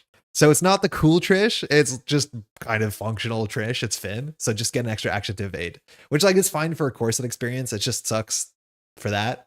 The thing is like the XP green cards from the corset were not that good. I don't know. My friend played Trish and was like, all the experience was spent on all the permanents you can play. That was kind of it. So yeah, I don't know. Like, I don't even know if there's an experienced rogue ally you can play. I think Joe would like some cards from Tommy's deck too. There's some detective themed cards for clues investigating. Yeah, for sure. I think Joe is a very flexible home for a lot of stuff. I think Tommy's cards also look fun too. To make Gun Daniela might be cool. Ultrish was a lot of fun. Yeah, Ultrish was like so cool. It's a shame sometimes to see like the old text just be replaced by this. But yeah, it's whatever. Former Spy is fun flavor at least. I just dropped some cards. Hold on. Okay, so we're off to play a campaign. This is the Drowned City. It is the last campaign to have released before the Season 2 core set. Technically, it's not part of Season 2, so we are breaking the rules. Just kidding, you can do whatever you want. But one of the big things we're going to run into, which is both going to be a bit confusing but very interesting, is that the previous core campaigns, the previous campaigns required you to grab cards from the original core set or the revised core set. Those cards don't exist anymore because they're not in print anymore. So when it says to go grab Crypt Chill and, Rats, you can't grab them because they don't exist. But luckily they made this chart. Hold on one second. This chart. And so this chart tells you the mapping. So instead of grabbing ghouls, you grab Gangs of Arkham and Ashen Pilgrims. Flavorfully, is that going to make sense when you're in a graveyard and the Ashen Pilgrim and the Gangs of Arkham show up? I don't know, maybe. Instead of rats, you can choose whether you want to pull bystanders or whippoorwills, which is really kind of funny. But yeah, this is going to be at least interesting because this actually does put a fresh spin on some of these older campaigns where I have not experienced them. Also, like some of the fun foundational stuff, like Arkham will be the new Arkham. We'll see how that lines up, but we're going to be on an exploration of what like the old campaigns look with some of the new cards, which we're not designed with these in mind, but these are just kind of a way to make that sort of stuff playable because the original core set, revised core set are out of print now, unfortunately. So that's going to be kind of fun. I do want to say the Drowned City is a campaign that I've completed twice so far. In terms of my campaign rankings, it is probably bottom 5. It is not my favorite, and you'll kind of see why. I'm not going to be a downer about it. It doesn't have a lot of story in it. It actually has way too little story compared to some other scenarios. The pacing of the story is also very, very strange. You end up in a place relatively quickly, and then you kind of stay a lot of time in that place. It also has a final battle that's like a bit underwhelming, but you'll get to experience it. And notably, Drowned City also has one really big change where when you get there, or one big choice, is you can decide to go in one of two directions across this like place that you're discovering. I have largely only gone one way. So instead of going east, we're going to go west for the first time ever and see what that actually ends up doing. So it's good. Do you prefer going east or west? I've only gone east, so I don't know. I've only done Ruby Standish, and Ruby Standish is quite a good card, and the other guy is not a very good card, so we'll find out together. Hey, Andy, how's it going? Good luck tonight. I hope you keep power tonight. I'm also watching Stanley Cup playoffs. Yo, good luck to your team or whatever. Are these encounter set substitutions suggested or mandated? They're suggested. If you own the original stuff, you can play the original stuff. They're not going to stop you, but this is just a way to be like, oh, if you have only the new core set and you picked up Drowned City because you found it at a store, because I think it's technically still in print, you can play it. But yeah, you can do whatever you want. Trish and Amanda were my favorite investigators from chapter 1, super strong. Yeah, Trish was interesting. Amanda, I've played more than Trish. Amanda she's the 50 card deck one, right? She's really fun. All right, so we're off. We have to do some like narrative stuff here. So if you're watching this not live, there's going to be some timestamps if you don't want to do any of the reading stuff. We're going to have to do the reading stuff. I don't mind reading. Notably, my group I play with friends, I am the only like pure Anglophone. Everybody is bilingual. So by definition, I have the role of reading everything. So I'm quite used to it. The screen is a bit smaller than I used to, but we're going to read through this together. So welcome to the Drowned City Campaign Guide. This is a really big campaign too, a really important campaign because our big evil is Cthulhu, as you can see there in the art. Cthulhu is obviously like a very well-known entity, and this is the first time that you actually get a face-off against Cthulhu in the like, how many campaigns have there been so far? 8 or 9?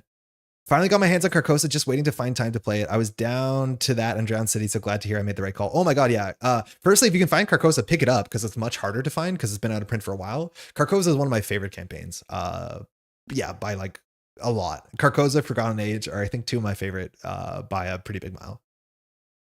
All right, I guess we're doing some flavor text here. The nightmare corpse city of Rillier that was built in measureless eons behind history. Oh, it's so small to read. Hold on, we have to lean in for this. The nightmarish corpse city of Rillier that was built in measureless eons behind history by the vast, loathsome shapes that seeped down from the dark stars. There lay great Cthulhu and his hordes, hidden in green, slimy vaults and sending out at last, after cycles incalculable, the thoughts that spread fear to the dreams of the sensitive and called imperiously to the faithful to come on a pilgrimage of liberation and restoration. From Lovecraft's Call of Cthulhu. Amanda is the one that you put a card beneath her. Oh yeah, she's the redo skill ones. Okay, I was thinking of Mandy, right? And you can use the skill in the test all rounds, like deduction, for example, or vicious blow, 4 actions, or whatever you can do with it. All right, so there's some additional rules, like most campaigns. We won't have to read them. These are technically old rules if you played through Innsmouth about flood tokens. We'll explain them when they show up if you're new around here. These are new rules about artifacts. I think this text is actually kind of important.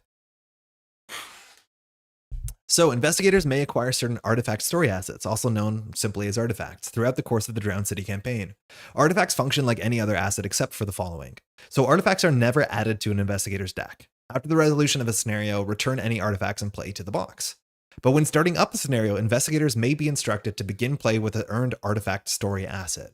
Only artifacts that have been checked off in the artifacts earned section of the campaign log may be chosen during this process. Now, artifacts have a unique card back, have no cost, cannot leave play, and cannot be chosen to be discarded via scenario effects, so it's functioning like a permanent card. Some artifacts contain alien glyphs. See alien glyphs below. Any text below these glyphs is considered to be blank unless investigators have translated each alien glyph on the artifact. I have definitely missed that rule before. It's a very important rule. One of the big meta things is we have to be translating an alien language, and there's a lot of words you have to translate. And if you can't figure out what your artifact says, you usually lose the ability to have some very powerful or flexible text on it. I know I have ignored that accidentally. I wish that was in bold, but yeah, very important. If we want to have our artifact be good, we need to translate it. If any investigator in control of an artifact is defeated, give control to the nearest surviving investigator instead of removing it from the game. That's also really important in text. Won't matter for solo, but it's important to keep in mind. All right, alien glyphs. Throughout the campaign, investigators may be directed to translate a glyph on the second page of the campaign log. In order to do so, write down the translated text in the space directly beneath the glyph as directed by the game. I will create some sort of stream overlay for what language we have translated. I currently don't have it. It's not super important for the first scenario. So glyphs meaning has no inherent game effect, but some artifacts contain alien glyphs, and any text below those glyphs is considered to be blank unless investigators have translated the alien glyphs on that artifact. Oops, I messed that up once. Most scenarios in the Drowned City campaign will instruct players to set glyph cards aside out of play. Most glyph cards are double-sided story cards with another encounter card type on their front.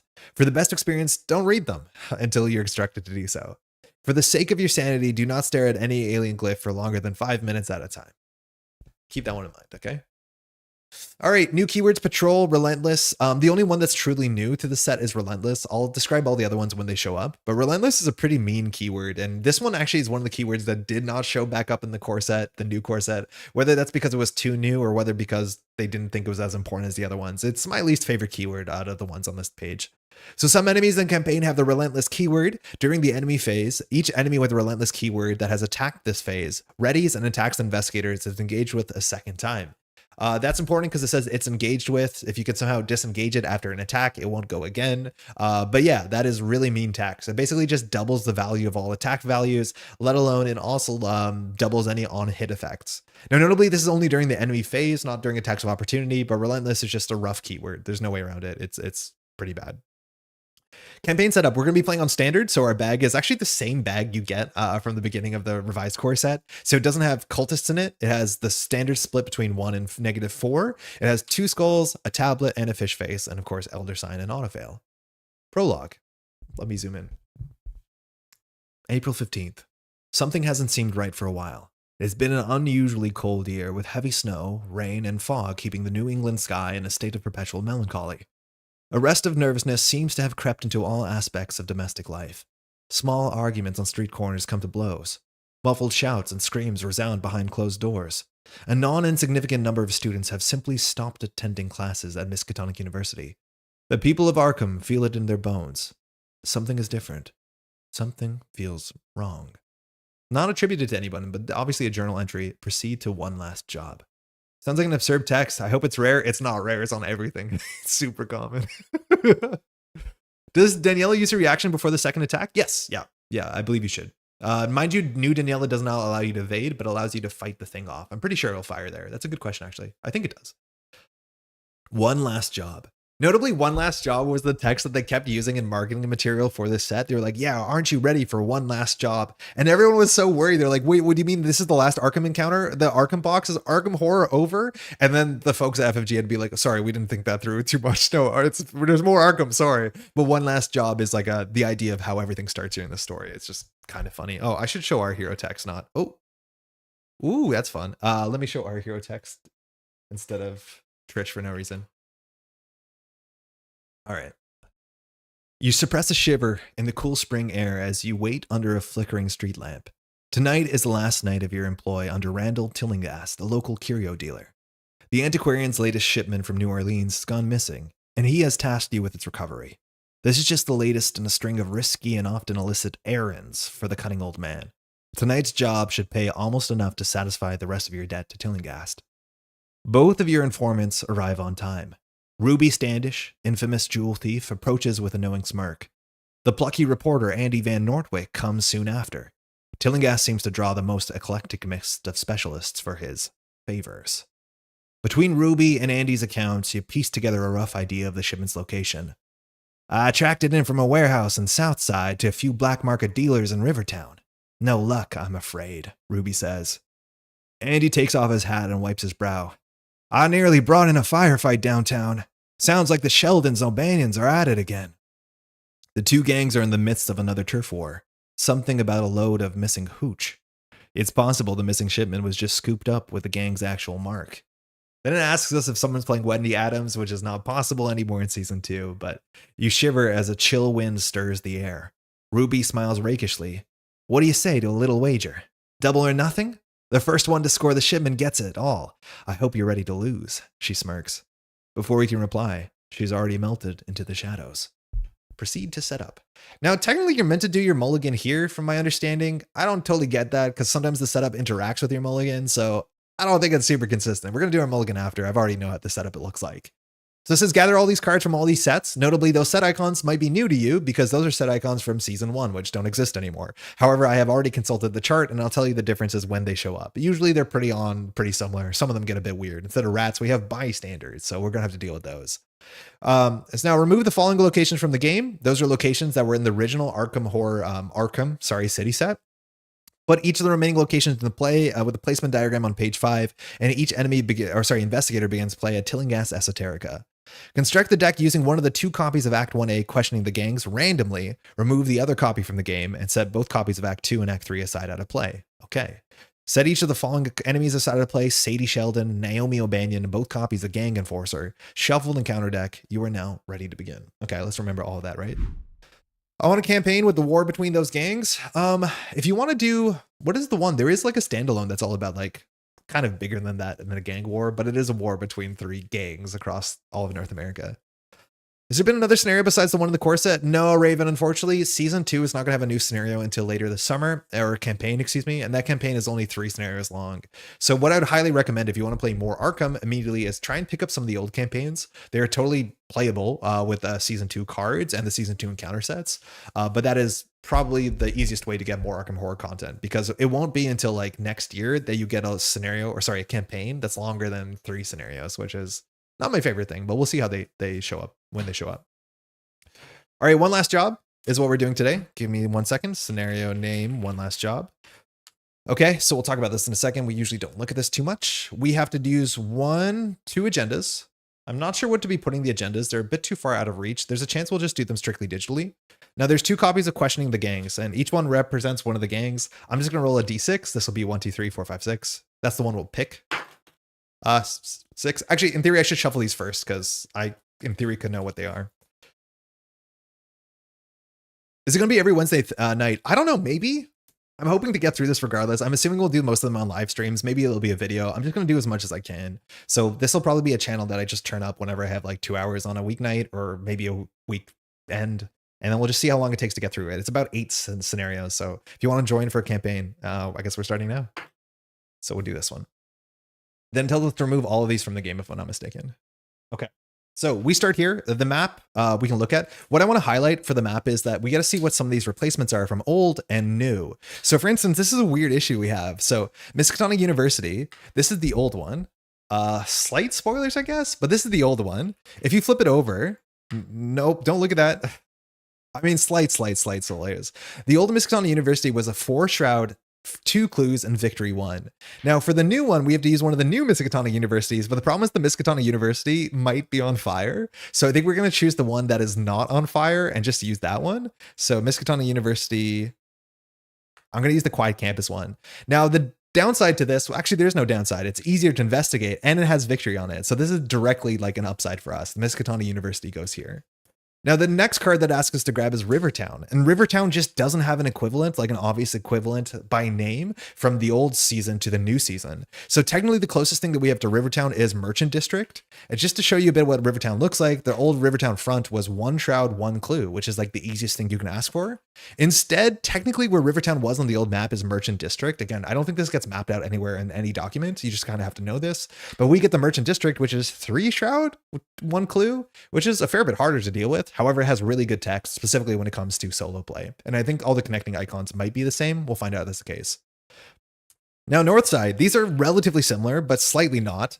So the old North Side, okay, the old North Side front was a 3 shroud, 2 clues, had a text about spending resources to gain clues, but it also was victory. Now, the new North Side is not victory. It also has text about finding clues, but this is one of the first mechanical changes that actually can matter because we no longer have one easy victory, relatively easy victory to get in the first scenario, which kind of feels bad. So it's up to you to figure out what to do with it. Now, kind of where this like evens out is that we have to pick one of these 2 downtowns. And back in the original core set, there was also one of 2 downtowns. I'm not going to pull up the cards, but one of the weird things about the original downtowns is one of them has victory, one of them doesn't. In the new downtowns, they both have victory.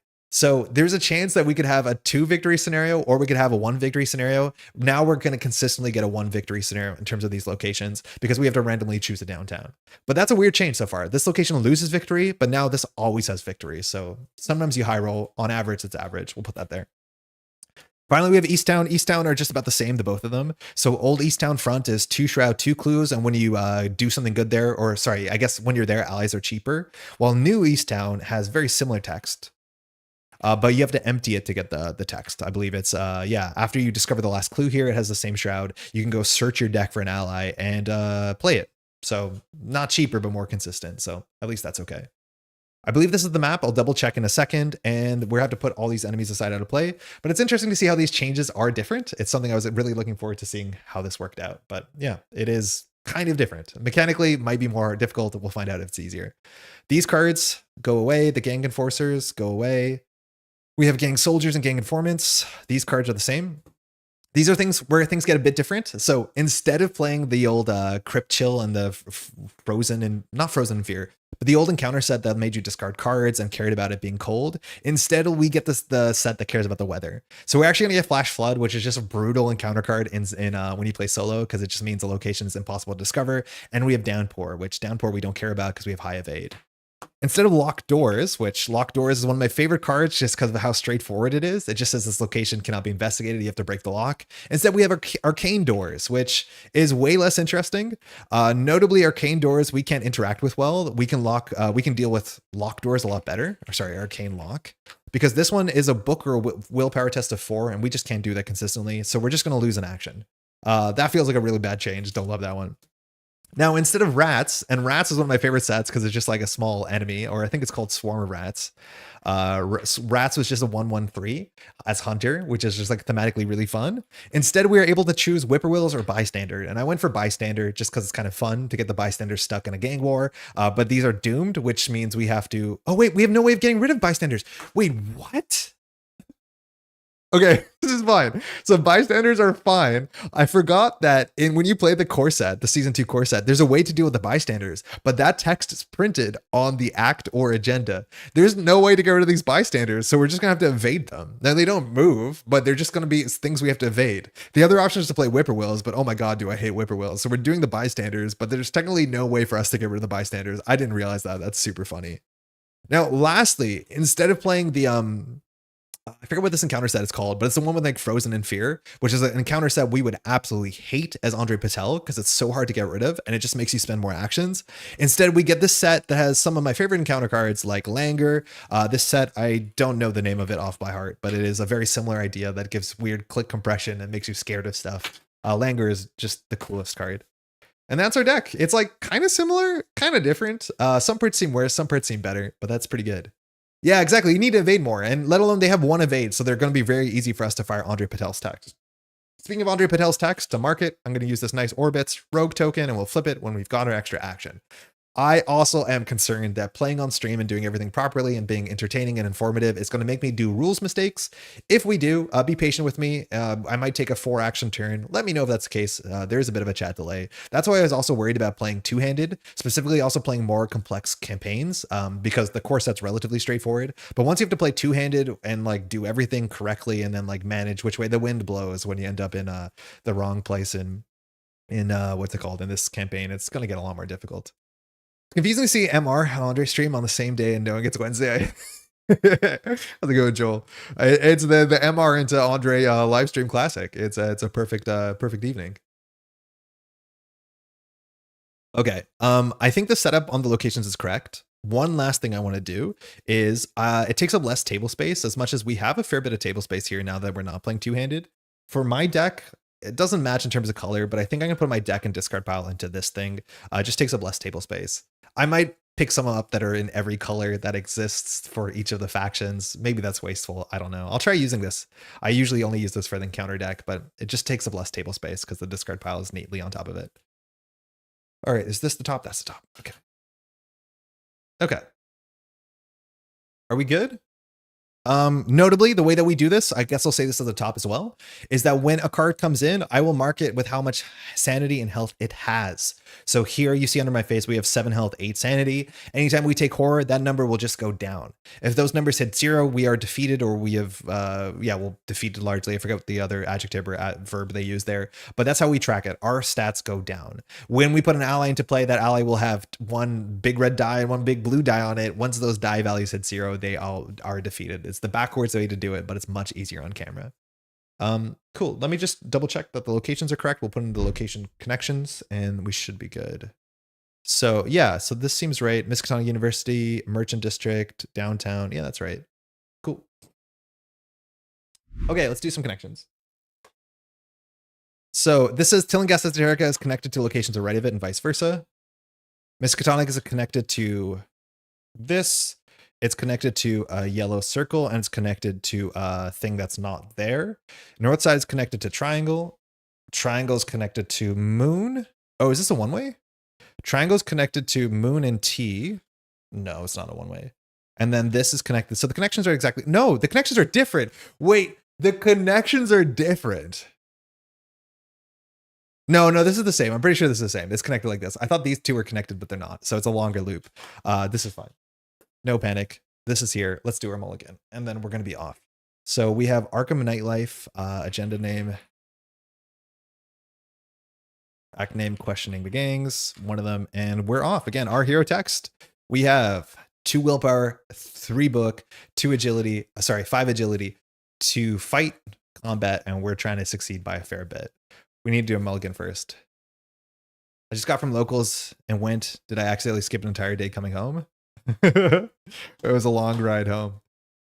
All right, we're off. Let me just center this.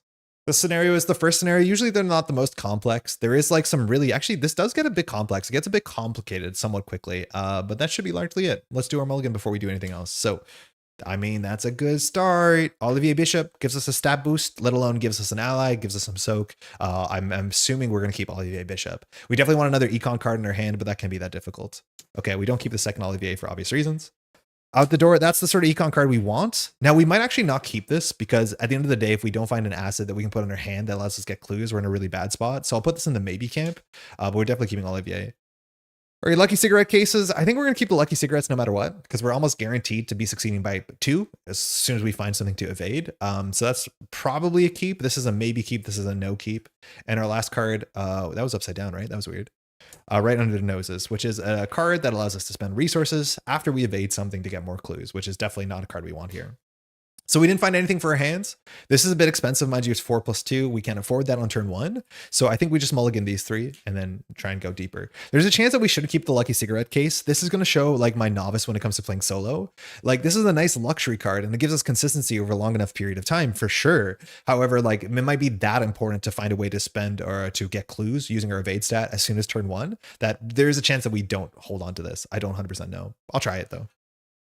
All right, our 1 copy Sticky Fingers might be okay to find that. It's only a couple turns before it's credit positive, but whatever. Unexpected Courage, so just 2 wilds, and please give us a hand slot. It's watch this, so unfortunately no hand slot. We're definitely gonna have to draw into something nice with our lucky cigarettes, because right now we just have a 3 book. Usually 3 book is okay for the first couple turns, because they expect you to be playing solo and not finding your assets, so we'll see how difficult it is to explore or investigate right where we start the game. We'll shuffle those in, and we're off. Okay, this is our hand. Let's start here with the Arkham Nightlife. So, Arkham Nightlife. The moon casts long shadows that reach across the ground like searching fingers. You've always seen the city as a home, but tonight Arkham feels like another place entirely. A reaction. After the last clue is discovered from an Arkham location, you can discard the top 3 cards in the counter deck if you want. 1 at a time, spawn each criminal enemy discarded this way at the nearest empty location. That isn't our location because our location is not empty anymore. Empty means that there's no investigators nor enemies. So we'll have to go chase down somebody, but that means there'll be enemies consistently, which means we can evade consistently, which is quite good. 7 Doom, so we have some time to get there. Our act is questioning the gangs. There's 2 versions of this. The backs are different, the fronts are the same. It says you need to find out what happened to Tillinghast's shipment. With the increased gang activity all over Rivertown, you think that checking in with the Sheldons and the O'Banions is the best place to start. Notably, both those family names I think have showed up in the history of Arkham. O'Banions show up a fair bit more, but they are very prominent gang leaders in the world of Arkham. Now, this act gets +1 clue threshold per investigator, so we technically need 3 clues. As a fast action, spend X clues to parlay, discard an engaged criminal enemy with X remaining health at your location. Place 1 clue from the token pool on this act. So we're going to have to do that parlay 3 times in advance. Notably, that's cheaper if we can do some damage to the enemy, but the only cheap damage we have in our deck is our M1903 Hammerless, I think it's called, and Arcane, and we have neither of those. So our 2 fight stat is going to kind of suck. It's nice that we can get rid of enemies by just finding clues, but we'll see if we're very good at clues. Currently, we're not good at clues or damage. Objective, at the end of the round, if there's 3 clues here, we can advance. There's coffee, be careful. I mean, it's not a lot of coffee and it's on a plate, but yeah, oh man, it can be pretty bad pretty fast. Cold. All right, that's mostly it. So we're off here. We're starting at Tillinghast Esoterica. This is a source of sorted curiosities. So it says Tillinghast Esoterica is connected to the location to its right and vice versa. Tillinghast Esoterica, purveyor of sundry delights, exotic treasures, wondrous baubles, and innumerable secrets. Recent ad in the Arkham Advertiser. Mind you, this is our employer that keeps us busy doing favors, and we're set off to figure out what the gangs are up to, because I think a shipment is missing, right? Front side, 3 shroud, 2 clues. Tillinghast is still connected to the left and right. That's a way to make it work with encounters that it wasn't designed with. As an action, investigators of the location can spend a clue as a group. In your campaign log, record the investigators discovered an alien language. Group limit once per game. That's something we definitely want to do. I'm assuming we want to do that sooner than later because we're already here, and going backwards is a bit expensive, but 3 shroud, 1 clue. Mind you, in the near future, I'm looking to get dice so I can put the shroud on this. Unfortunately, I only have 4 black die, and they're a bit too big, but I think it'll be easier to read if I do something like that in the future. We'll try and get some smaller dice. Yeah, this is Drowned City. This is the first scenario of Drowned City, which is relatively a smooth onboarding. Okay, immediately we've run into a problem, which is we're not good at getting clues, and that's 3 shroud. I guess we should look at the token card. So -X, X is the number of criminal enemies in play. So there's actually at least 6 positive tokens in the bag of 16. So we actually could succeed on a 3 shroud. -2 or -4 if there's a criminal at your location. There's 2 tablets, I think, or no, just 1 tablet. There's 2 skulls. And Fish Face is -3. If you fail, discard the top 3 cards in the counter deck, choose 1 criminal enemy, discard it that way, and spawn and engage with you. But for André Patel, that might not be too bad of a thing. Okay. So we are off here. Now we can get clues and we should get clues because I want to spend those clues to figure out what the alien language is. It's not the most important thing to do quickly, but I guess we're here. Now we could do lucky cigarette case and then investigate, but there's no good reason to do that because succeeding by 2 is we'd have to draw the elder sign or sorry, the elder sign to get the +2. I think we're just going to investigate anyways and just do a 3 to 3. We should play Olivier and use Olivier, I'm imagining, because we lose the free action if we don't do it. But I think we're going to do that last action. Like, we'll play Olivier and slide out to Miskatonic University. We do know the university is relatively low shroud and victory, so we'll be able to get clues there. But I guess we're here. So I think I'm just going to do a 3 to 3. It's like only a 40%, maybe a 30% chance to be good, but sometimes we just take those. I hate that the first action we're taking is a 3 to 3. That just feels terrible.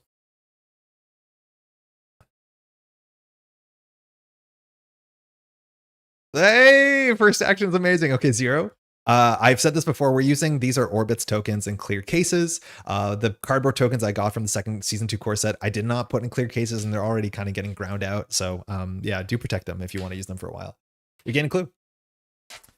All right, so we can do this text here. It just spends the clue to do something that has no active text, but we'll remember this. They'll probably ask us when we finish the scenario. So I'm going to spend an action, and we're going to record in our campaign log that investigators have discovered an alien language. Hopefully that's good for us.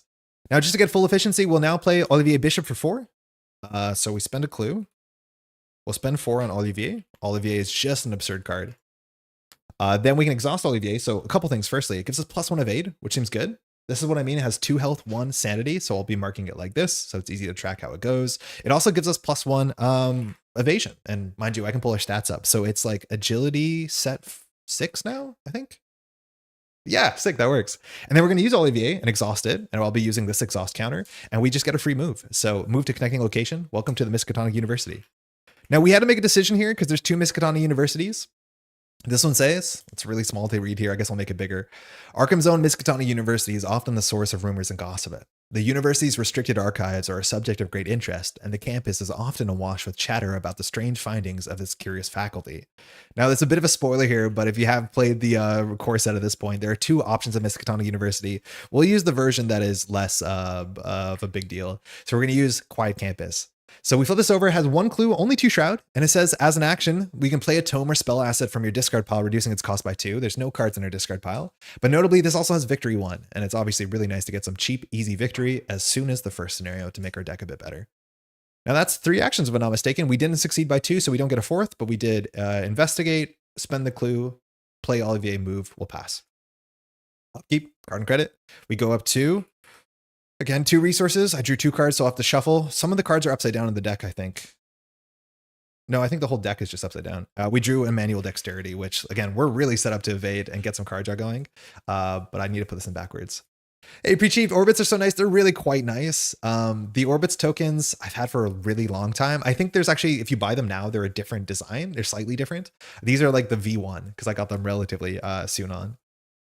Orbits put out like a blanket or something really silly. Orbits put out like a limited edition Arkham blanket, I think it was. It looked awesome. All right, Doom.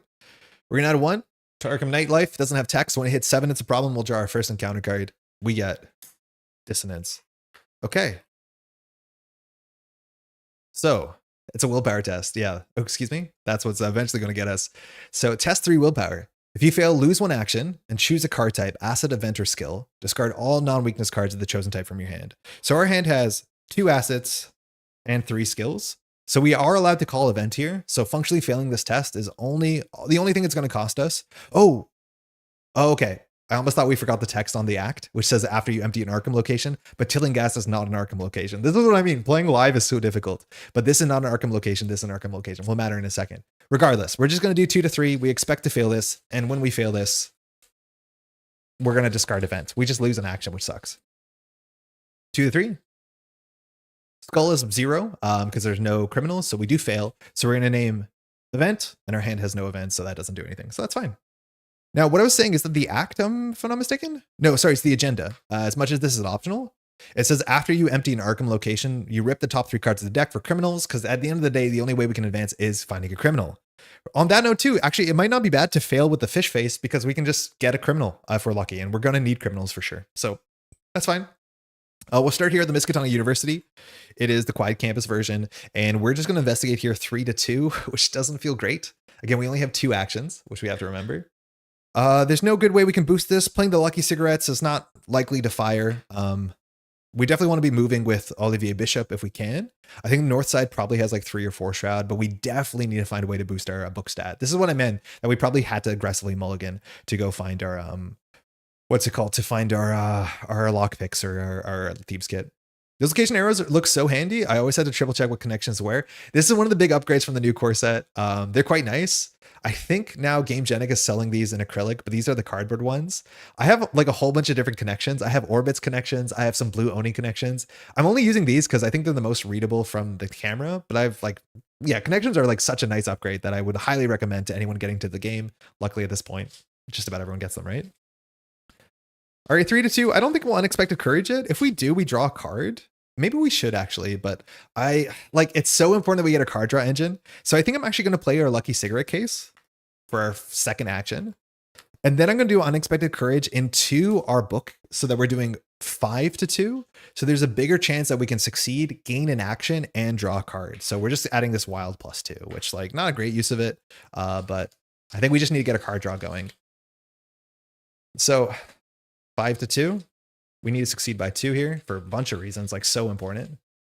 0, nailed it. Okay, so a couple cool things happen. Firstly, we succeed, so we get a clue. That's good.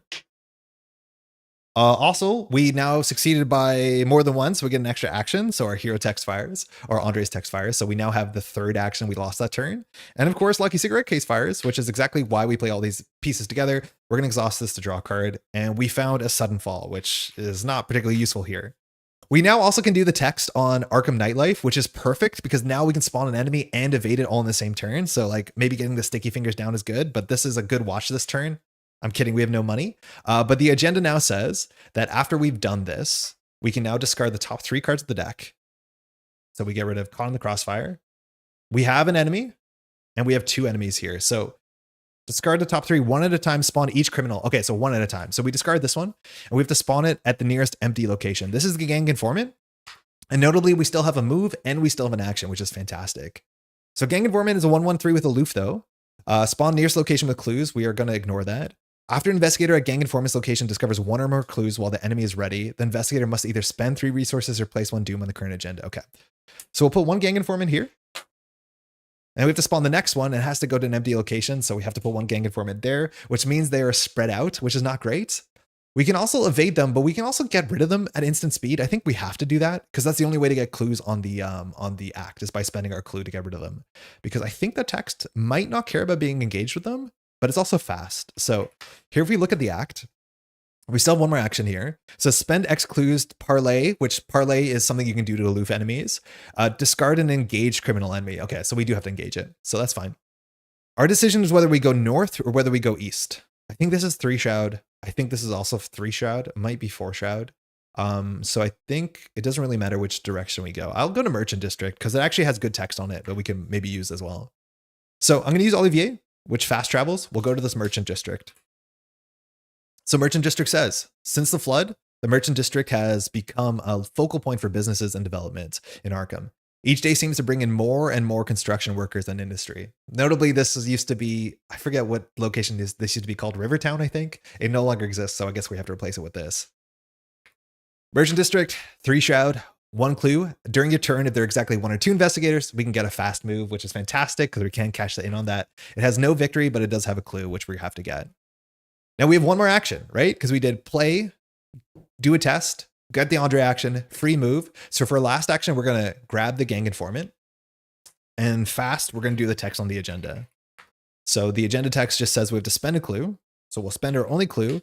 It's on the act. So we're going to spend our clue. And it just says parlay, engage criminal, where X remaining health. So it has 1 health. So we just discard this, right? We discard an engaged enemy. And we put 1 clue on the agenda. So that's what we're trying to do. Cool. Now this is 1 shroud. Before a turn is over, we can use the text on the Merchant District. So I think we do. And we're just going to fast travel out to East Town. Cool. Really good turn, actually. Like that turned out so well with the Lucky Secret case and the fast action. So East Town says, The oldest district in Arkham, Easttown hasn't aged well. While Hibbs Roadhouse and Velma's Diner are well-frequented establishment, newcomers find very little else inviting. All right, we'll flip it over. It has low shroud, which is perfect for us. It has 2 shroud, one clue. And it says, after you discover the last clue from Easttown, search your deck for an ally asset and play it. Playing its cost, shuffle your deck.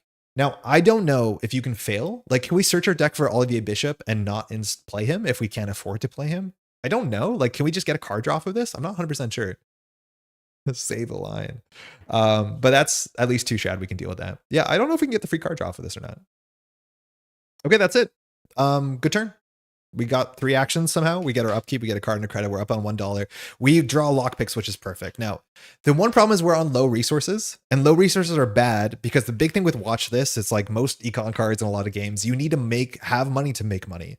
Now, the only way we can make money fast here is by hitting our elder sign, but we definitely want to play watch this when we have at least 3 resources, but lockpicks is exactly what we need. The issue is like we might just have to spend 2 turns clicking for resources or 2 actions clicking for resources. Then we do a watch this test, then we play our lockpicks, which that won't be efficient, but what can we do? All right, that's it. We go to 2 Doom of 7, we draw an encounter card. Torment. Okay, so it has peril, so don't help me. Test 3 willpower, classic rogue issue. If you fail, name a card type. Each investigator discards 1 card of the name type from their hand. Okay, so we have skill, event, asset, skill, asset. So it looks like we're going to be throwing out an event this round. So this is way more interesting in multiplayer for obvious reasons. We're just going to fail this unless we draw the Elder Sign, and drawing the Elder Sign here would be just like so good. 2 to 3. -1, we fail. We're going to say event, we'll discard a sudden fall. I need to pull this up more. Again, let me know. I forgot to say this, and maybe I didn't forget to say this, more that the power went out and the whole stream went down. But if you have any feedback of what you'd like to see, what would make the stream easier to watch, let me know. It's hard to do everything all at once, but we're trying to make it as approachable as possible. So do hit me up. I played this campaign 4 times, but watching you using these new locations and counter cards, it seems like a totally different scenario already. Yeah, I was like really excited to revisit old scenarios, and not even like the old scenarios that came, like the last 3 scenarios. Like I do want to play Carcosa with the new encounter cards. It is very different. Imagine we drew Frozen Fear there instead. Like, oh my God, I think the game would be over on the spot. That's a reason to hold the unexpected courage, but yeah, it's definitely very different. Okay, so I'm not going to rush the lockpicks down. The skull is still only -1. So if we investigate this location on Easttown, it's 3 to 2, and 3 to 2 is not that bad. Like we might be able to get away with it. But the other option we can do is just like click for resource, and then like try and play watch this during the encounter phase. That's not amazing. So I think we're not going to waste a whole turn just clicking for resources. We're just going to go ahead and keep playing our turn. The other economy card we have is Sticky Fingers, and Sticky Fingers is quite nice. Notably, when we empty Easttown, if we empty Easttown, we might get another enemy. We might get another criminal, so that we can go to Merchant District and we can chase it down there, which would be good. And then we can even evade it, which would be good. But I think we're just going to start here with 3 to 2. I'm not going to boost. Notably, none of these cards boost besides the lockpicks, and we're not going to use that for that. So first action, we'll evade. Or sorry, investigate.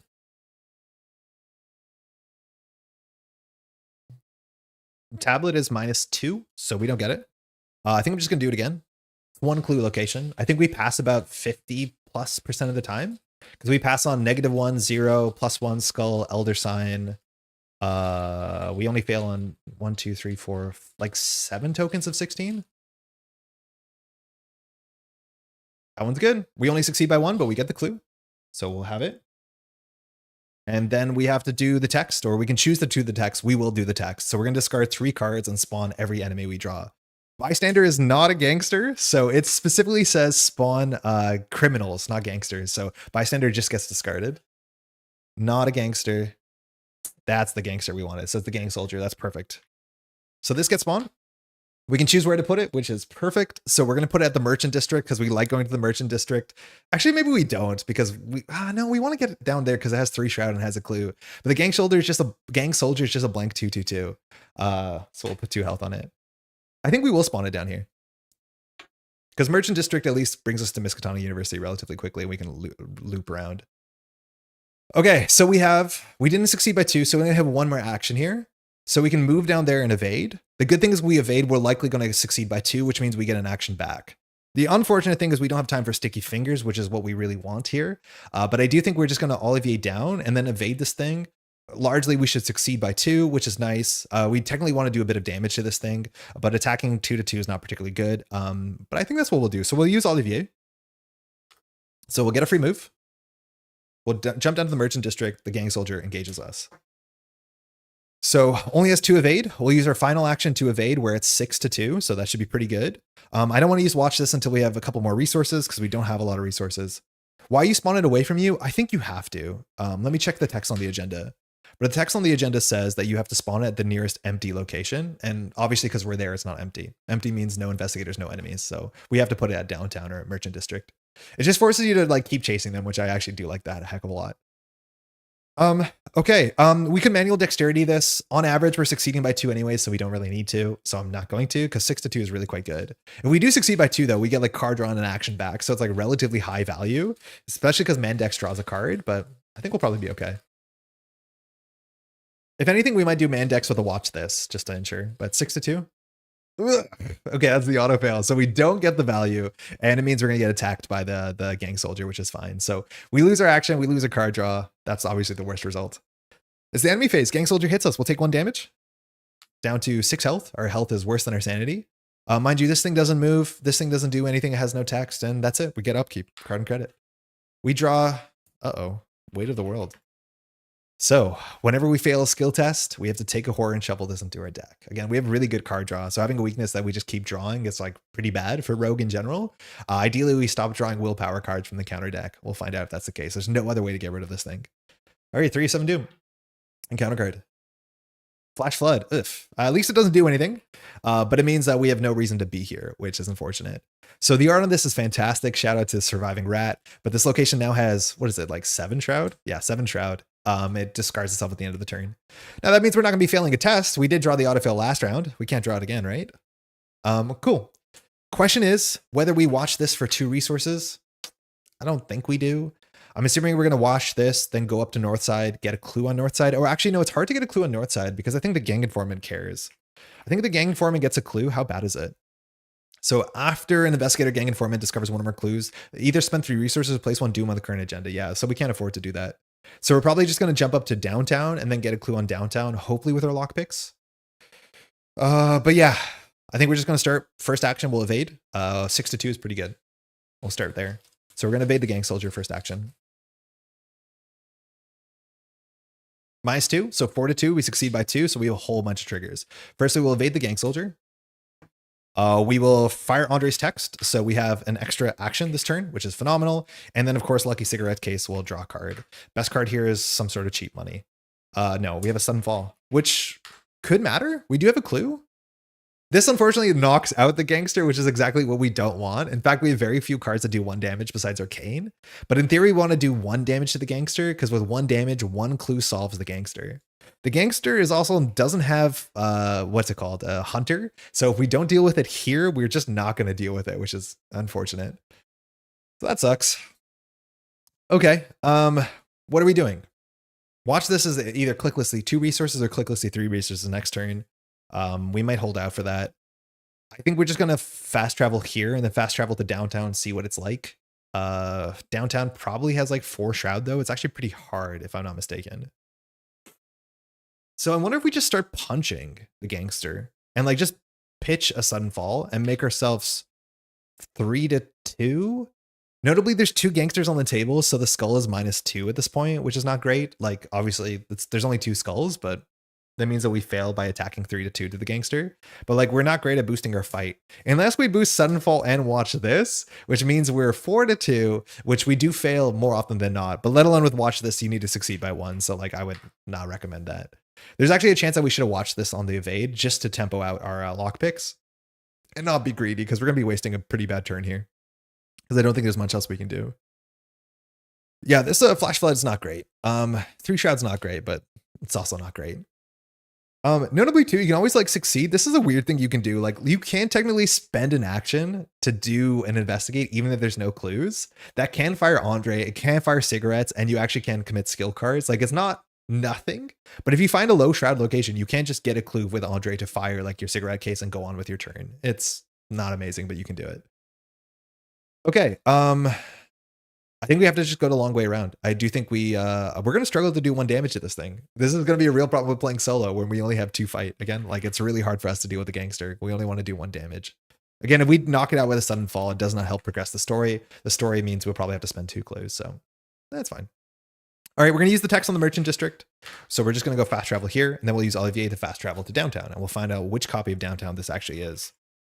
So, there's 2 copies. They both have the same back. There's never a quiet night in downtown. Arkham's busiest district is home to glamorous new theaters, hotels, high-rises, and the finest dining in all of Massachusetts. Or so they say.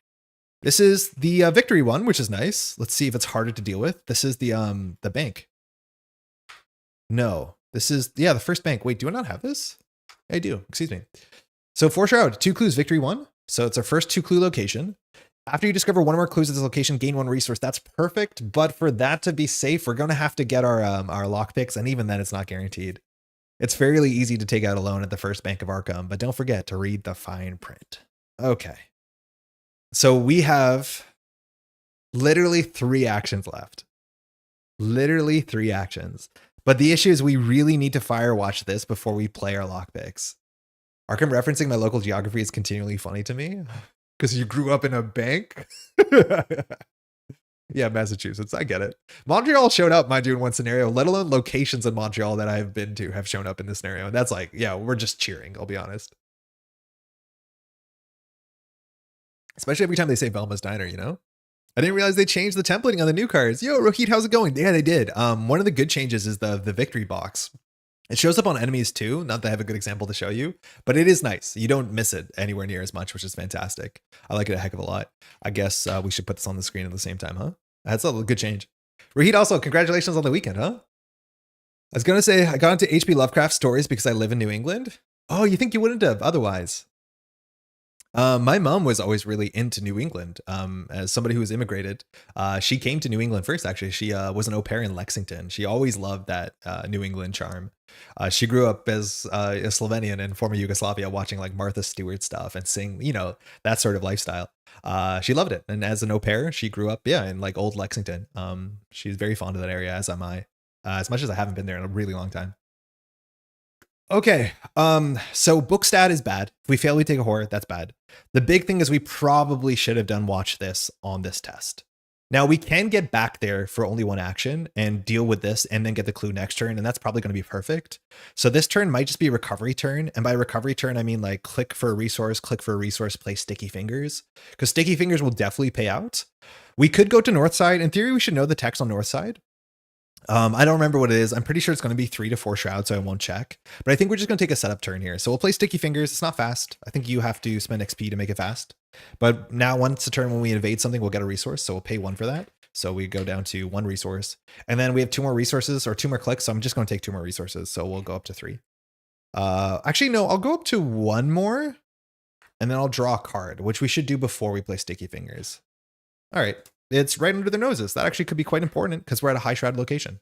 And then that's going to be our turn. So we'll do upkeep, card and credit. This wakes up. This gets discarded. We're up on 3 resources where we want to be. And we draw Silver Tongue, which we were deciding to have 2 or 3 in the deck. I'm glad we, sorry, 1 or 2 in the deck. I'm glad we have 1 because it's not exactly what we need here. Our money is not amazing. We could have played eCash. Goes to 4. 1 encounter card. Mind you, the Enforcer is here. Langer. Okay, this card is so fun and so cool. So it says put Langer to play in your threat area. It's 2 actions to get rid of it. That's less interesting when you play solo. It says after your turn begins, discard the top card of your deck. If it's a weakness, draw it. It's a free card draw, honestly, not the worst thing. Otherwise, you cannot play or commit cards of that type, Acid Vendor skill this round. That's really bad for us because our deck is mostly skills. We're not going to be able to do weakness.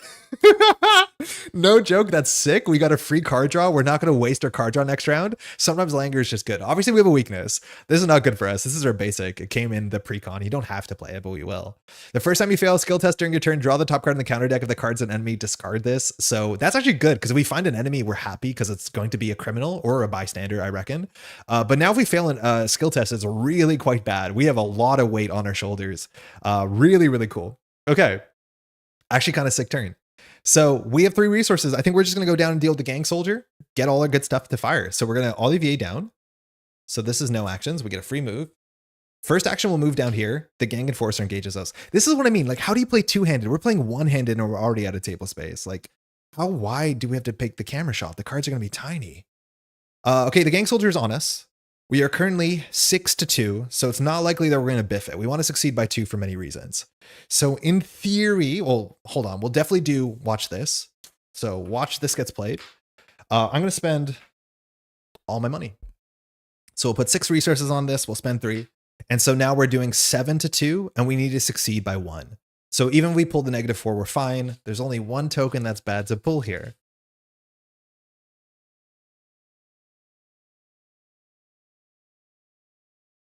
It's not that one. That's a -1. So all the good stuff happened. Watch this fires. We gain 6 resources. That's incredible. We get evade this enemy.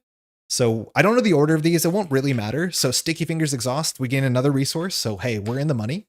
Lucky Cigarettes draws us a card. It's a breaking and entering, which is technically playable here. And also we get another action for André Patel. So we've only spent 1 action so far. No, we did 1 action to move, 1 action to evade. So we have 2 more actions and the fast move on Merchant District. This is phenomenal. Very, very, very, very good. Okay. Sick. We're gaming. We're gaming. We're gaming. We're definitely gaming.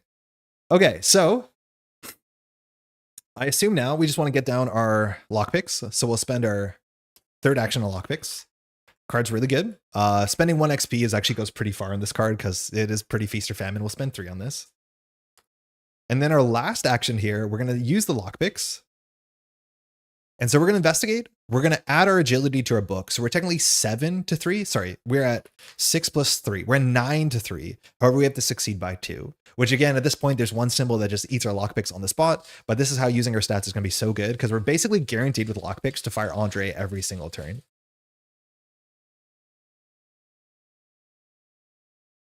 We don't have a setup with right under their noses. It would actually be really nice to set this up because this can give us a clue at a connecting location.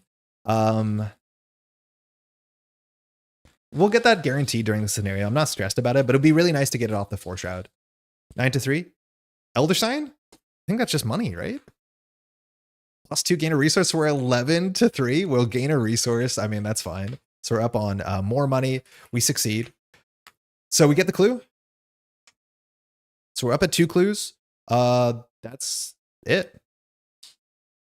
We gained the resource. Yeah. That's it. Cool. That was all our turn. Seems really good. We can't do the text on the act yet. We technically can in a second because it's a fast ability, so there'll be time at some point in the Mythos phase. But specifically, the act says that you have to spend 2 clues with an engaged criminal, and the criminal's technically not engaged right now. Oh, the last thing we can do is Merchant District. That's the one thing we can do is we can fast travel the Merchant District. But if we do that, we'll lose the gangster because they won't be engaged with us because engaging is an action. And then you can only do this during your turn. Yeah, so we can't use this. It'd be sick if we can engage this and then move. So we'll just pass. The gang soldier engages us. We'll get 2. We'll ready everything. We'll get a card and a credit. We'll draw our 1903 Hammerless. One thing about this card that really confuses me, it's not illicit, which I don't know if that's intentional. Just about all the Derringers and like purse guns from old Season 1 Arkham were illicit, which matters when you play the old card pool because there's cards that synergize with illicit, but this is actually like a legal firearm. Which, like, I had no idea what the history of like personal firearm legality was in the 1920s in the Americas, but there's very few guns we've seen in the history of Arkham that were not illicit. They were mostly like police officer guns, like guns that were owned by authorities. This is, I think, the first time we've seen a non-illicit firearm that's not like a hunting rifle. André can take this. Yeah, you're right. Sorry, Preston can take this. Yeah, that is one of the weird things is Preston can take this. I just like don't know if there were legal firearms like this. Like, were Derringers illegal back in the day? I want to look into it. I think it's fascinating. Yeah, André is super strong. Like, just getting the action a turn is really good, let alone like all of these cards are really quite good individual cards. All right, we're at 5 and 7. Witching Hour is coming up. In theory, there is a window here that if we have to commit to a skill card, we can do the text on the act. The reason why we'd consider doing that is it means the skull becomes a -1 because we can get rid of a gangster at instant speed. So just keep that in mind. We draw Caught in the Crossfire. I think this probably has evade on it. It does. We love that. Art is pretty gross. Oh no, it's graveyard. It's fine. Put Caught in the Crossfire into your threat area. Our threat area is getting crowded. When damage is dealt to a criminal enemy at your location, and it doesn't have to be us doing the damage, test book or evasion 3. If you fail, reduce that damage dealt to the enemy by 1 and take 1 direct damage. Discard Caught in the Crossfire. Now, I can't tell if discard Caught in the Crossfire is attached to succeeding or failing the test. I think it happens no matter what. because it doesn't say if you do discard Caught in the Crossfire. So I think no matter what, even if we pass or fail the test, it gets discarded. Let me know if you know better. I think that's how it works. Okay, that's it. First thing first, we have to do Langer, which I'm never getting rid of this. We're going to draw our Polished Cane. That's so unfortunate. So this gets trashed and we can no longer commit or play assets. So it's good to get your assets out on tempo, but we did lose one of our Polished Canes, which sucks because that's one of our conventional like damage cards. So for our hopefully 4 actions, we can't do anything with it. Okay, what's really funny is we can evade this guy to get a free card draw, to get a resource, and to get an action back. So we're basically spending a credit or spending an action for a card and a resource. Sorry, we're spending no actions for a card and a resource. Now, I don't think André Patel is going to struggle to fire his text up at downtown. So I don't think we have to do that. But keep in mind, like you can always evade and it's kind of like you're playing Trish, right? From my memory, I think it wasn't until after the 20s that there were robust firearm regulations in America. So you think we can or we can't? Most of the guns are illicit. So I'm assuming that's what that means. All right, regardless, we're just going to do the act. So we'll do the act text. The act text says that we have to spend 2 clues because there's no damage on the gangster. So we'll go -2 clues. The gangster will be discarded, and then we'll add 1 to questioning the gangs. Mind you, we can only advance questioning the gangs at the end of the act. The end of the round, and we just need to get 1 more clue on it. So we have to basically deal with this. Oh, we didn't do the text on a merchant district.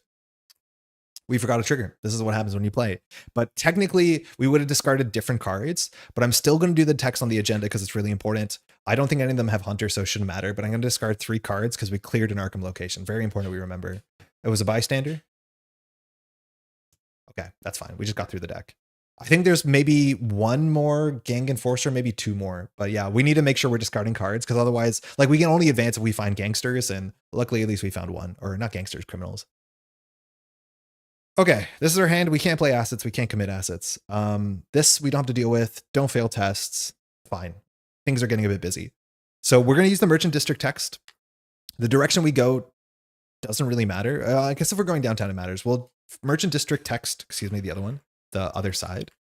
We'll go to Easttown. Then we'll use Olivier and we'll go to downtown. Here, we'll use the lockpicks. So this is, downtown is 4 shroud. The lockpicks gives us 5 plus 3. So we're at 9. Sorry, 6 plus 3. So we're 9 to 4. For lockpicks, we have to succeed by 2. So if we pull a -4, we're 5 to 4. So we can pull a -3, we'll be fine. Yeah, we just can't pull a -4. I think we'll take that risk. So this is no action so far. First action, we'll use lockpicks. We, in theory, could boost here. The notable thing about this is while it uses our evasion stat, we can only boost book icons. So the only thing we can really boost is right under their noses. This place is victory, so we want to clear it out. I think there's a chance that we'll try and evade this person to pick up the last clue there with right under their nose, even though we don't need to, but we'll get to it. So we'll just investigate. 9 to 4. We have to succeed by 2.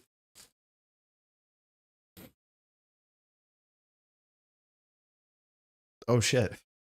Not only did the bad thing happen, the catastrophically bad thing happened. All right, so a bunch of bad triggers are now going to happen in an order.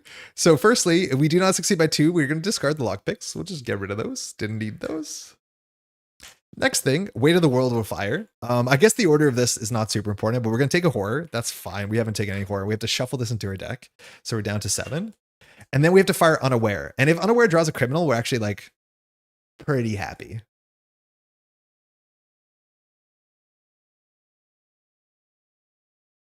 I love Soul Arkham. I'm like not 100% sure. I'm pretty sure I'll like Two-Handed so much more. Because like there's so many characters that we feel like we cannot play. At least on standard difficulty. Because yeah, if we just don't draw like a clue getting thing, we're kind of cooked. And I love not feeling cooked. Unaware is going to fire. So Unaware says the first time you fail a skill test during your turn, draw the top card in the counter deck. It's another Langer. You can't have 2 copies of Langer. So this just like fizzles. Yeah, 1 per investigator. So at least that doesn't do anything. So that's good. But now the issue is we're at 4 shroud. And 4 shroud is a problem.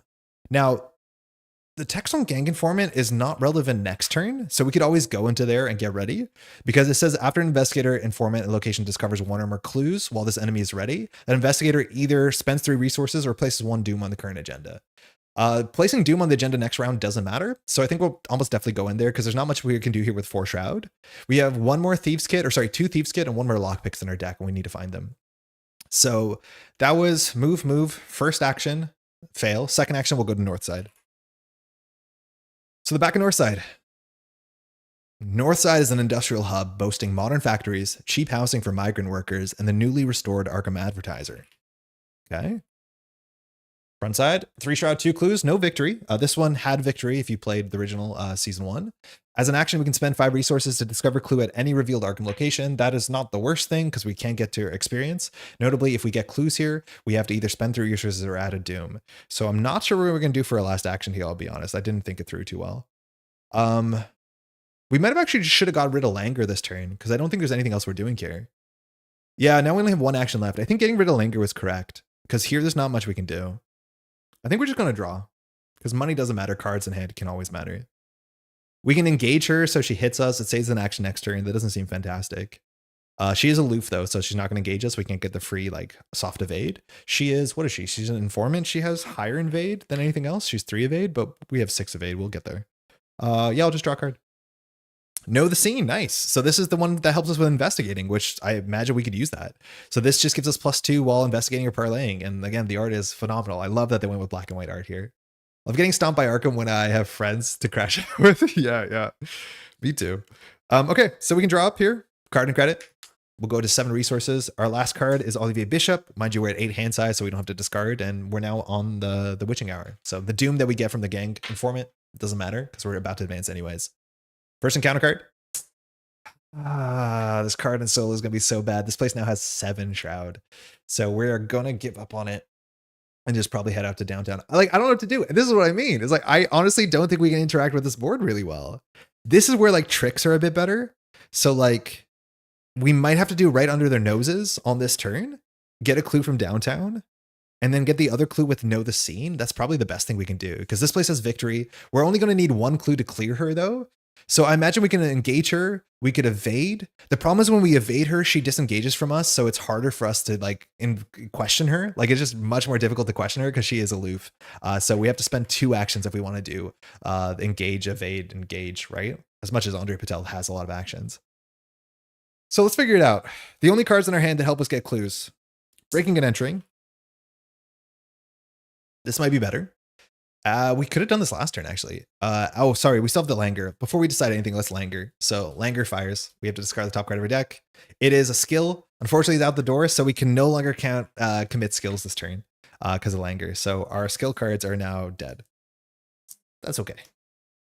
Out the door would be an okay card. Anyways, we did have a breaking and entering. I forgot about that. It was under the camera, or sorry, the microphone.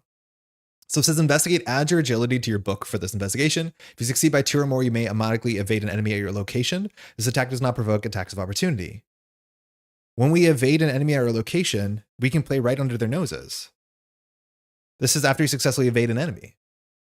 There's a problem with Arkham Horror where evade is both the action and a result of the action, but I think we can do both of them. We can break and enter a 7 shroud north side, and then we can do right under their noses to get both clues. That's kind of sick. I'm assuming we'll get 1 clue here, 1 clue on downtown, so we can actually empty out downtown in a second. But that combination actually works really well. The problem is we can't commit any more cards to breaking and entering. It's a book test, so we could always add like Silver Tongue to it. That's the best we have. But if we do this, we're currently, what are we? It's like that Flash Flood is so bad. We would be 9 to 7, which like, yeah. Not my favorite, but I think it's like so expensive too, because if we fail it, I guess we only spend the breaking and entering. Maybe it's not the worst. I think we have to do it. I think we're going to break and enter here. So we'll spend 2. So investigate, add your agility. So again, we're 9 to 7. If you succeed, by 2 or more. Okay, never mind. I didn't read that text. If successfully evade the same as automatically evade, I don't know. I think so. I'm not 100% sure. If you succeed by 2 or more, you may automatically evade. Okay, no, we're not doing that. That'll never happen. We can't do by 2 or more. We should be at 7 resources, right? Yeah. Okay, that sucks. Other options, we can engage the informant. We can drag an informant to downtown. We can break and enter downtown. That might be the other line. We can also just engage the informant. Yeah, we could do that too. Automatic is not successful. Thoth, how's it going? For real? Does that matter? Because breaking and entering says automatically succeed. Right under your nose says you automatically succeed. So you're telling me that these don't work together. You're telling me the two cards from the pre-con don't work together. That's what you're telling me. You're coming to me to tell me that this combo that I've been working on does not work. How do you think that makes me feel? Yeah, apparently it doesn't work. Okay. All right, bummer. There has to be a good way of solving this. We have to break and enter. We have to get a clue. I think taking a damage won't be the biggest cost. We can put it on Olivier Bishop, no problem. But I think we engage, we move, and actually Olivier Bishop, that means we won't take damage from the move, right? Because it's not an action, it's a fast. If it says gain an action to move, you would take the damage because it's an action. So that seems fine, actually.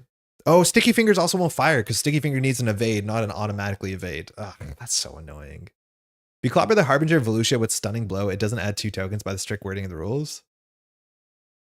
I can't pull up those cards because they're old, so I can't look into the reference. Neat. Okay, I'm gonna engage the gang informant. So I'll spend an action to engage.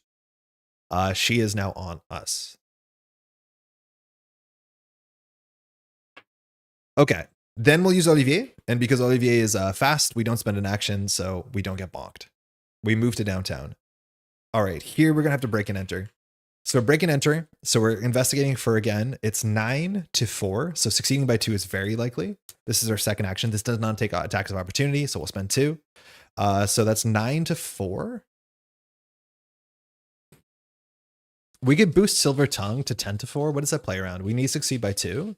So it plays around the -4. That doesn't matter. -3. So 6 to 4. We succeed by 2. Okay, thank God. That's huge. Okay, so we succeed by 2. So we have a whole bunch of triggers here. Firstly, breaking and entering says if you succeed by 2 or more, you can automatically evade an enemy. So apparently that doesn't fire all our evasion text stuff. So that stinks, but she's evaded. We get a clue. We also now get an action back. So we've spent 1 action to engage, 1 action to evade. We have 2 more actions. Lucky Sigs draws us a card.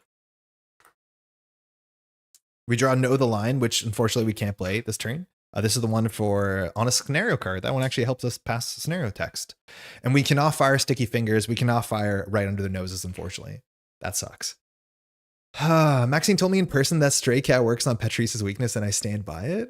Again, I can't pull up any of these cards. Stray Cat works on Patrice's weakness. That makes sense, right? If you just evade it, it gets discarded. The stars thing, right? Hey, Vicetron, how's it going? Those spin downs are lovely, super legible. Are they different from burger tokens? No, these are burger token spin downs. These are the XLs. So I can't pull out, I have the normal ones and the weighted ones. These are just the XL, which are not weighted. They're quite good. Yeah, quite useful for sure. I want to maybe get slightly smaller ones because if I put Shroud as black and these as green, they're like maybe too much. How's it going, by the way? Okay, third action of 4, we'll engage this thing because we can only advance at the end of the round. Then we will fast do the text on the act, which means we'll spend our clue, and then we'll add the gang informant or discard the gang informant. And we've now put the third clue on here, which means at the end of the round, before we put the doom, we can advance. So we've done our goal sooner than the thing can advance. That's usually a good thing to do. We have 1 more action here. We have 5, 6, 7, 8 cards. So we're going to have to discard a card after we draw up.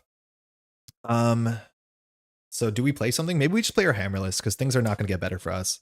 One of our hand slots should be for a weapon. I guess we're going to play the hammerless. So cost 3.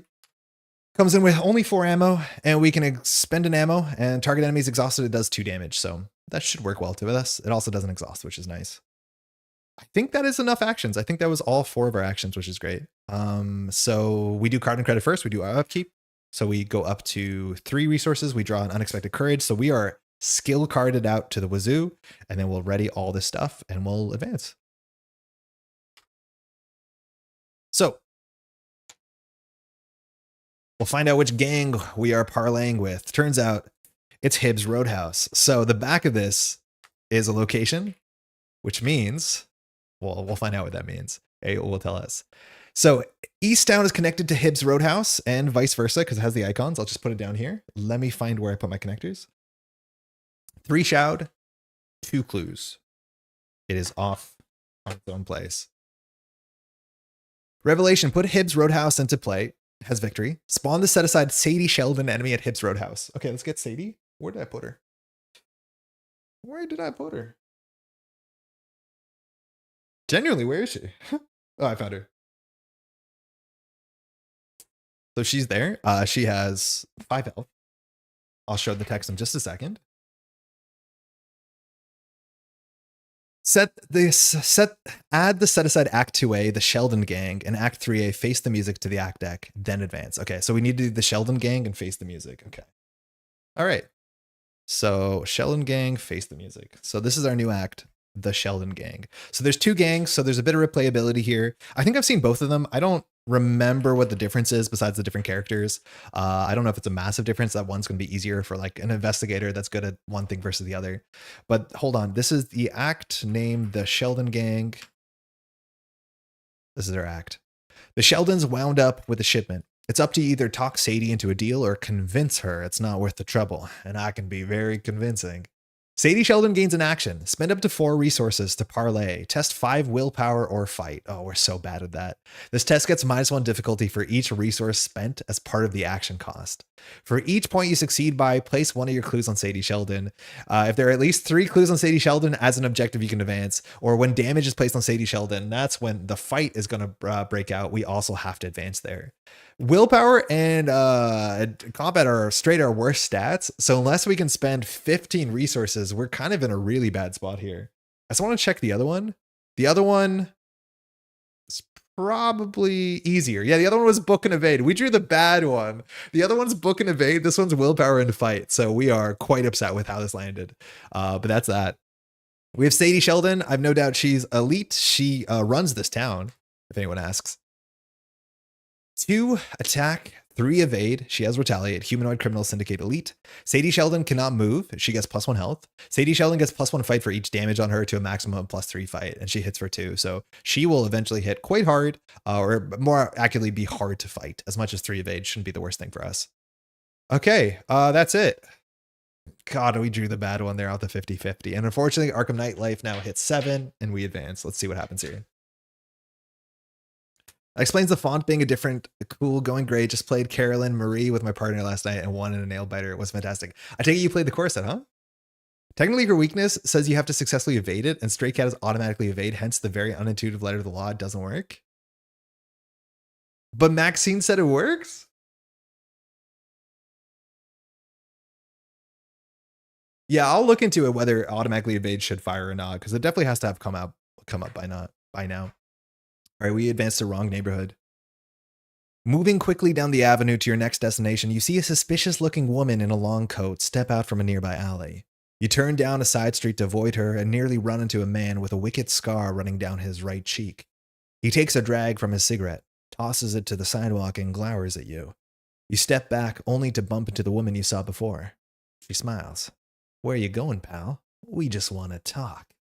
Spawn 1 set-aside gang enforcer enemy engaged with an investigator with the most clues. That, by definition, will be us. Shuffle and counter discard pile into a counter deck. Whoa, okay, so all the cards we drew, we can draw it again. We have a gang enforcer with us. We are definitely running out of space here. Gang enforcers have victory, if I'm not mistaken. She comes in with 3 health, 3 attack, 2 evade. Prey most clues, she has hunter, she hits for 2. But the first time each round, an investigator at this enemy's location attacks another criminal enemy, gang enforcer readies and attacks that investigator. 3 attack means we're going to have to spend 2 of our bullets on her because we're not very good at doing a single damage. We did lose 1 cane, but if I'm not mistaken, we're meant to shuffle this in. Did I hit all the text there? Spawn 1 set gang enforcer enemy with investigator with the most clues, shuffle and counter discard pile into counter deck. Yeah, that's it. All right, agenda 2A, long night.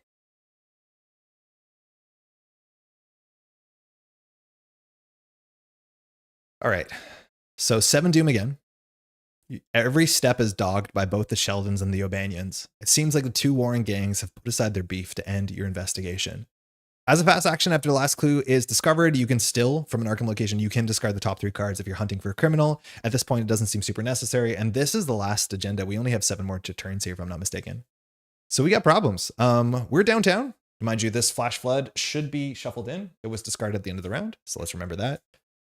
She's hard to deal with. We can't just like maybe draw blood, but I don't think we can finish that fight.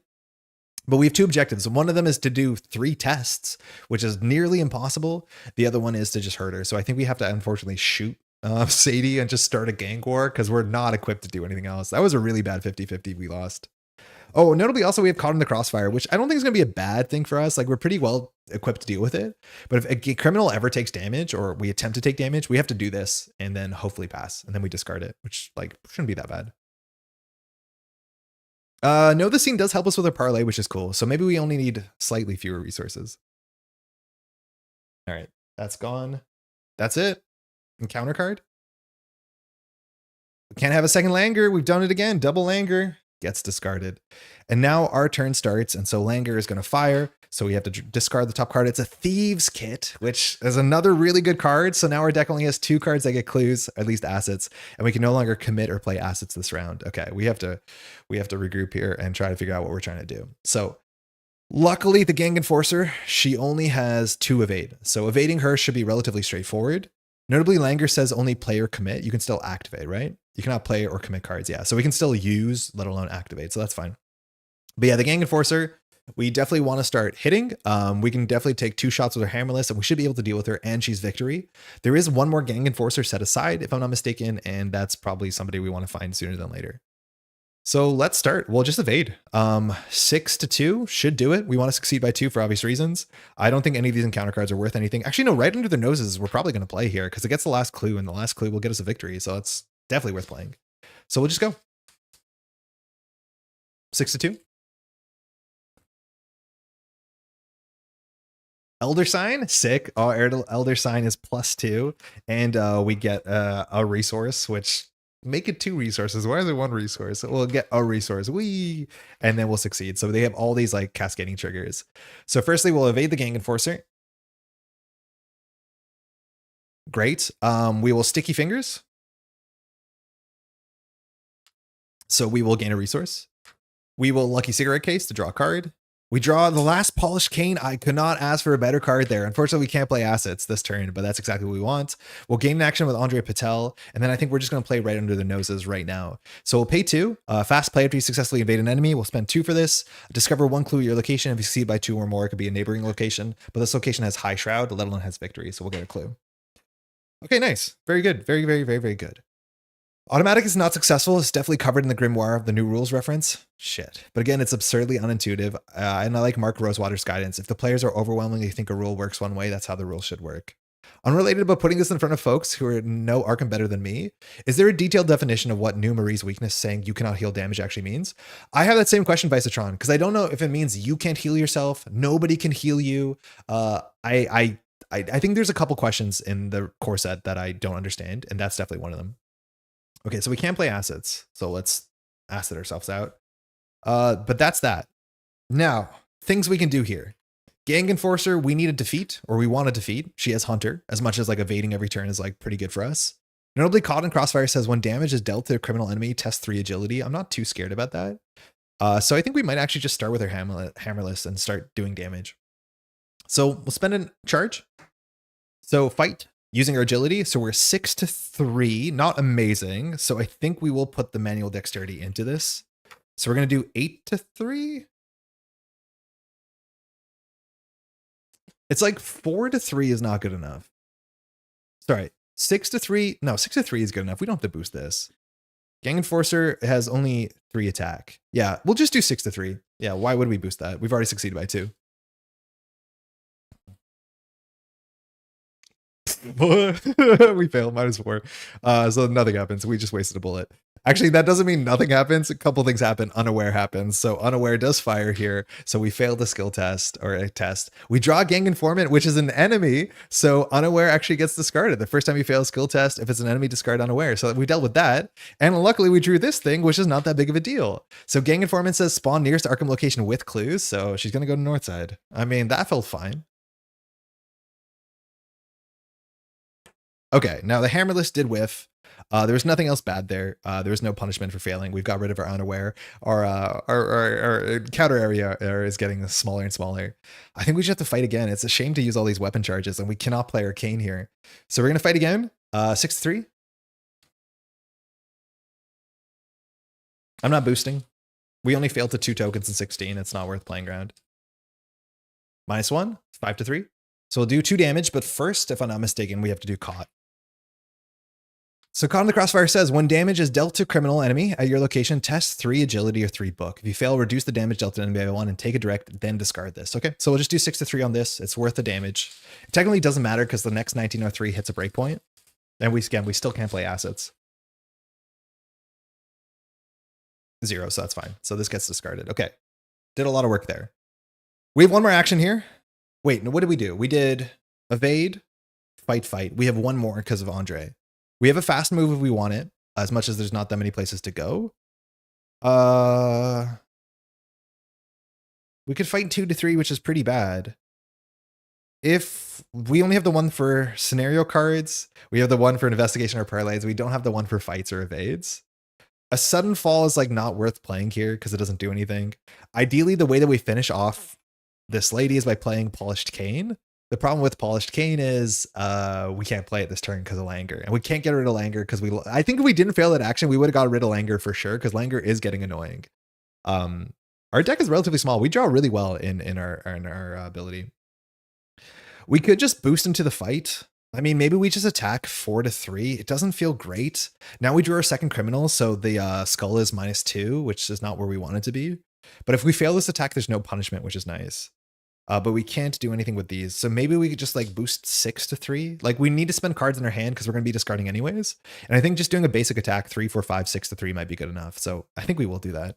I don't know if a sudden fall is going to be useful in any other way. Like maybe just one icon of this is good enough. It's just like our fight stat is so bad. This card might not just be worth a slot. So we'll attack. We'll do a basic attack using our stats. So we're not going to play this. We're going to pitch it. If we play it, we're doing extra damage. We're getting 1 extra boost. It's not worth 2 resources, I don't think. So we're just going to, do 2, 3, 4, 5. 5 to 3. We fail on 4 out of 16 tokens. So we have a 75% chance here. -4, we fail. Shit.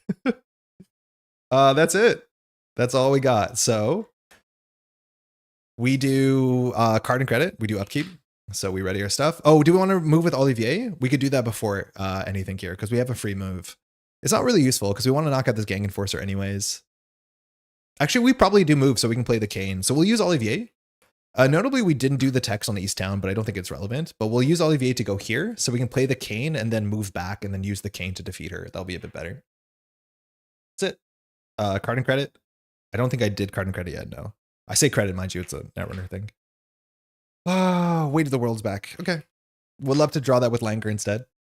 But now we don't want to be failing tests. All right, we're at a couple resources. 1 Doom of 7. We have a lot of work to do. I don't know how we're going to deal with her. I think we have to draw blood with the Cane.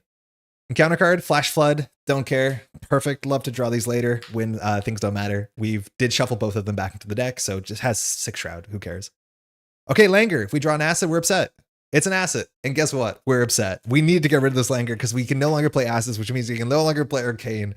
That's really, really not good. So the best we can do is evade her, which will draw us a card, and then we'll go from there. Yeah, that sucks. Langer's been really bad. I don't know how many assets are left in our deck. Like, what's the chance it'll hit again? We have 1, 2, 3. We only have 3 assets left in our whole deck. So like maybe it's not worth anything. Yeah, I think Lucas, you're right. I think we just move in, we evade to get all our value, we discard Langer, and we just chill. It's no longer worth doing bad tasks because of Weight of the World, but we do have 7 horror left. Like we've barely taken any damage. So I'm not really stressed about that. But yeah, we need to get the Polished Cane on the table. All right, so we'll Olivier back in. We engage the Gang Enforcer, or she engages us. We'll evade her using our base evade, so we are 6 to 2. No skills necessary here. -3, 6. Oh, that's not good enough, right? No, we're 3 to 2, so we don't do all our cool stuff. We evade her.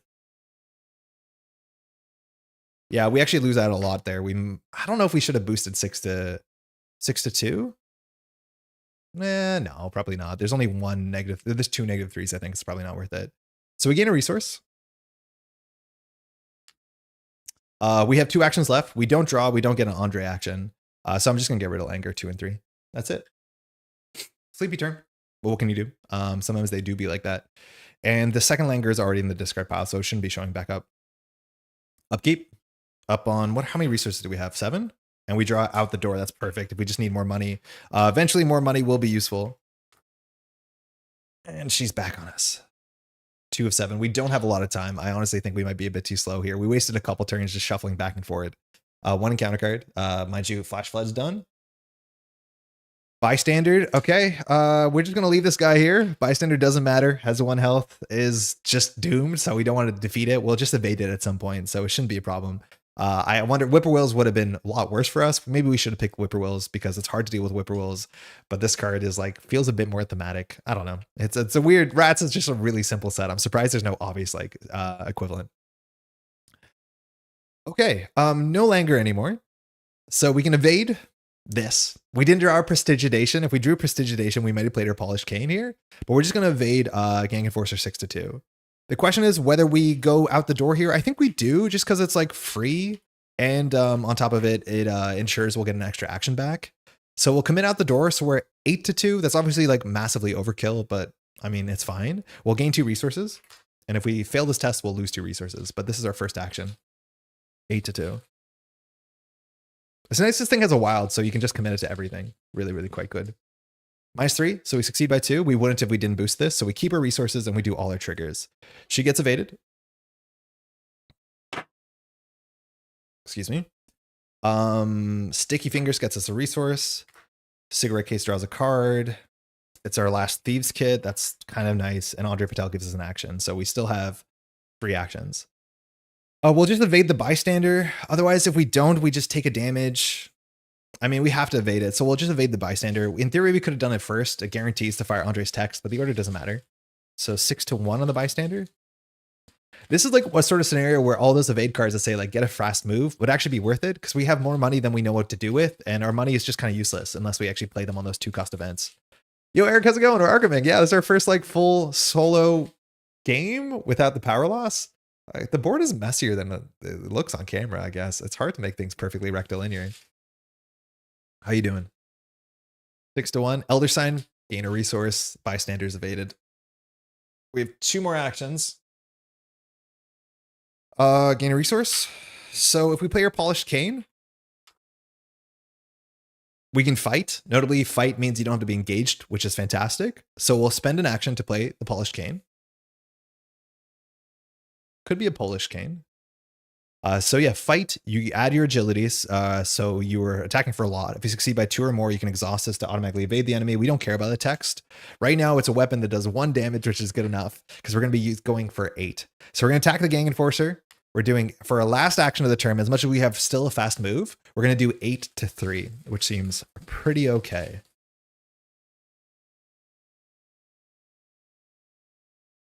+1. Nice to see that. So we are going to not exhaust this. We'll do 1 damage to the Gang Enforcer. She is added to the victory display. Nice. I guess for the victory display, because it's hard to see, I'll just put a little purple die for how much victory she's worth.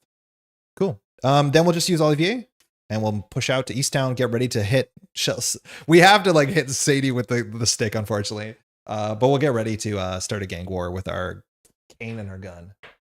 Yeah, man, this is really messy. Like, how do you build a big scenario? How do you play 2-handed? There's just not enough table space. I don't know what to do. We'll figure it out. But like, oh my God, we do not have enough table space to play 2-handed. That's it. It was a good turn, if you ask me. Let's ready all our stuff. Our weaknesses are all in the bin, besides the weight of the world. So we'll do our upkeep. Lockpicks is back. Okay, we don't need those anymore. And that's it. Go to 3-7. Doing well, just got back from Netrunner Locals a little while ago with Jello Shots. Got a new player, which is always nice. Did they show up with like System Gateway, or did you what did they show up with as a new player? Multiple cameras. Oh my God. We have a camera for the counter for us. Mostly streamers that play 2-handed do a TTS. Yeah, that's what I've done classically, is like played 2-handed on TTS, let alone streamed. I feel like streaming with paper cards, like there are downsides to it. It's a bit slower. It's a bit clumsier. The board is less neat. But also like, it's really cool to see paper cards, I'm hoping. Give me feedback on that. But yeah, I hear you. It's like so much easier with TTS. All right. Did we add the Doom there? I think we did. Oh my God, did we add the Doom or not? I got distracted by chat. Chat, can you rewind really quickly and tell me if we were meant to be on 3 Doom? I think 3 Doom sounds right. But if it's 4 Doom, we have a problem. I remember reaching over there, but it might have been just to straighten it out. Can you kindly tell me if we should be on 3 or 4 Doom? So much charming for real paper. Yeah, I think it is. This person was a returning player from the FFG days. They only played the old core set. They knew I had decks to lend because they always offer new players and just kind of always. Oh, very cool. You always have new player friendly decks on you, I take it? 3 is correct. So it should be a 3. You did increase it. Okay, thank you. Huge. Thank you. Huge. Okay, we draw an encounter card. We have to watch out we don't fail. Downpour. Okay. I'm frustrated about this card in Hemlock Vale. It feels a bit kinder in its this orientation. It is a 3 agility test. For each point you fail by, lose an action or place one of your clues in your location. We do technically have 1 extra clue? Yeah, we have 1 extra clue, but 6 to 3 should be pretty good. Now this is a scenario card, so no, the scene does actually do something here. Know the line. I do not know this, which is funny. But in theory, this can give us 3 wilds, which I'm not sure if we're going to need that. So I think 6 to 3 is good enough. Again, it's only the -4, so I don't know why we're fretting this. Hey, Maxiel, how's it going? I bring like 10 decks every meetup? What are you loaded up a whole car, huh? I bring 2 decks and I'm happy. -2, we're good. So we don't succeed by 2, so we don't get any other synergy points, but good enough. Gotta talk to you about your setup for the zoomed in card view. Very good idea. Love it. Yeah, I didn't do that for Marvel Champions, but I did it for this. And it's like one of my favorite things about technically playing this game on TTS, and I'm glad to be able to do something like that here, is the card art in this game is so good, and there is no way to see the card art in big unless you do something like this and blow it up digitally, right? Like the amount of details on Sadie Sheldon. Are you going to see all of them when she's small in a card? Do you see that she has a necktie and she's drinking her thing and how grumpy she looks and her lit cigar? Like, it's hard for me to see this on card art. I love making it bigger, especially when some of the card art from the new season 2 stuff is actually quite good. It's like such a treat to see the card art quite big. All right. Are we ready to start a gang war? Because I think we're ready to start a gang war. There's nothing we have to do here. Mind you, there's 2 criminals in place, so the skull's -2. All we're going to have to do is hit Sadie Sheldon with Arcane, and that will start the gang war, which, I mean, what else are we going to do? We unfortunately got the bad act. The good act would mean we could use our evasion to advance the story. This is the act that uses our willpower in our fight, which, like, terrible. I'll stop distracting you. You're not distracting me. But good night. Thanks for dropping by, Eric. I'm going to swing in with Olivier. Sadie engages us. Mind you, Hibbs has text. I don't think it's super relevant. Let's just make sure that we're not messing it up. So Hibbs says it just has setup text. It does have victory 1, which would be nice, and only has 2 clues. As much as our hand is not particularly great at getting clues unless we drop our lockpicks or a thieves kit, which we probably should get the victory here. Like, getting victory on scenario 1 is really important.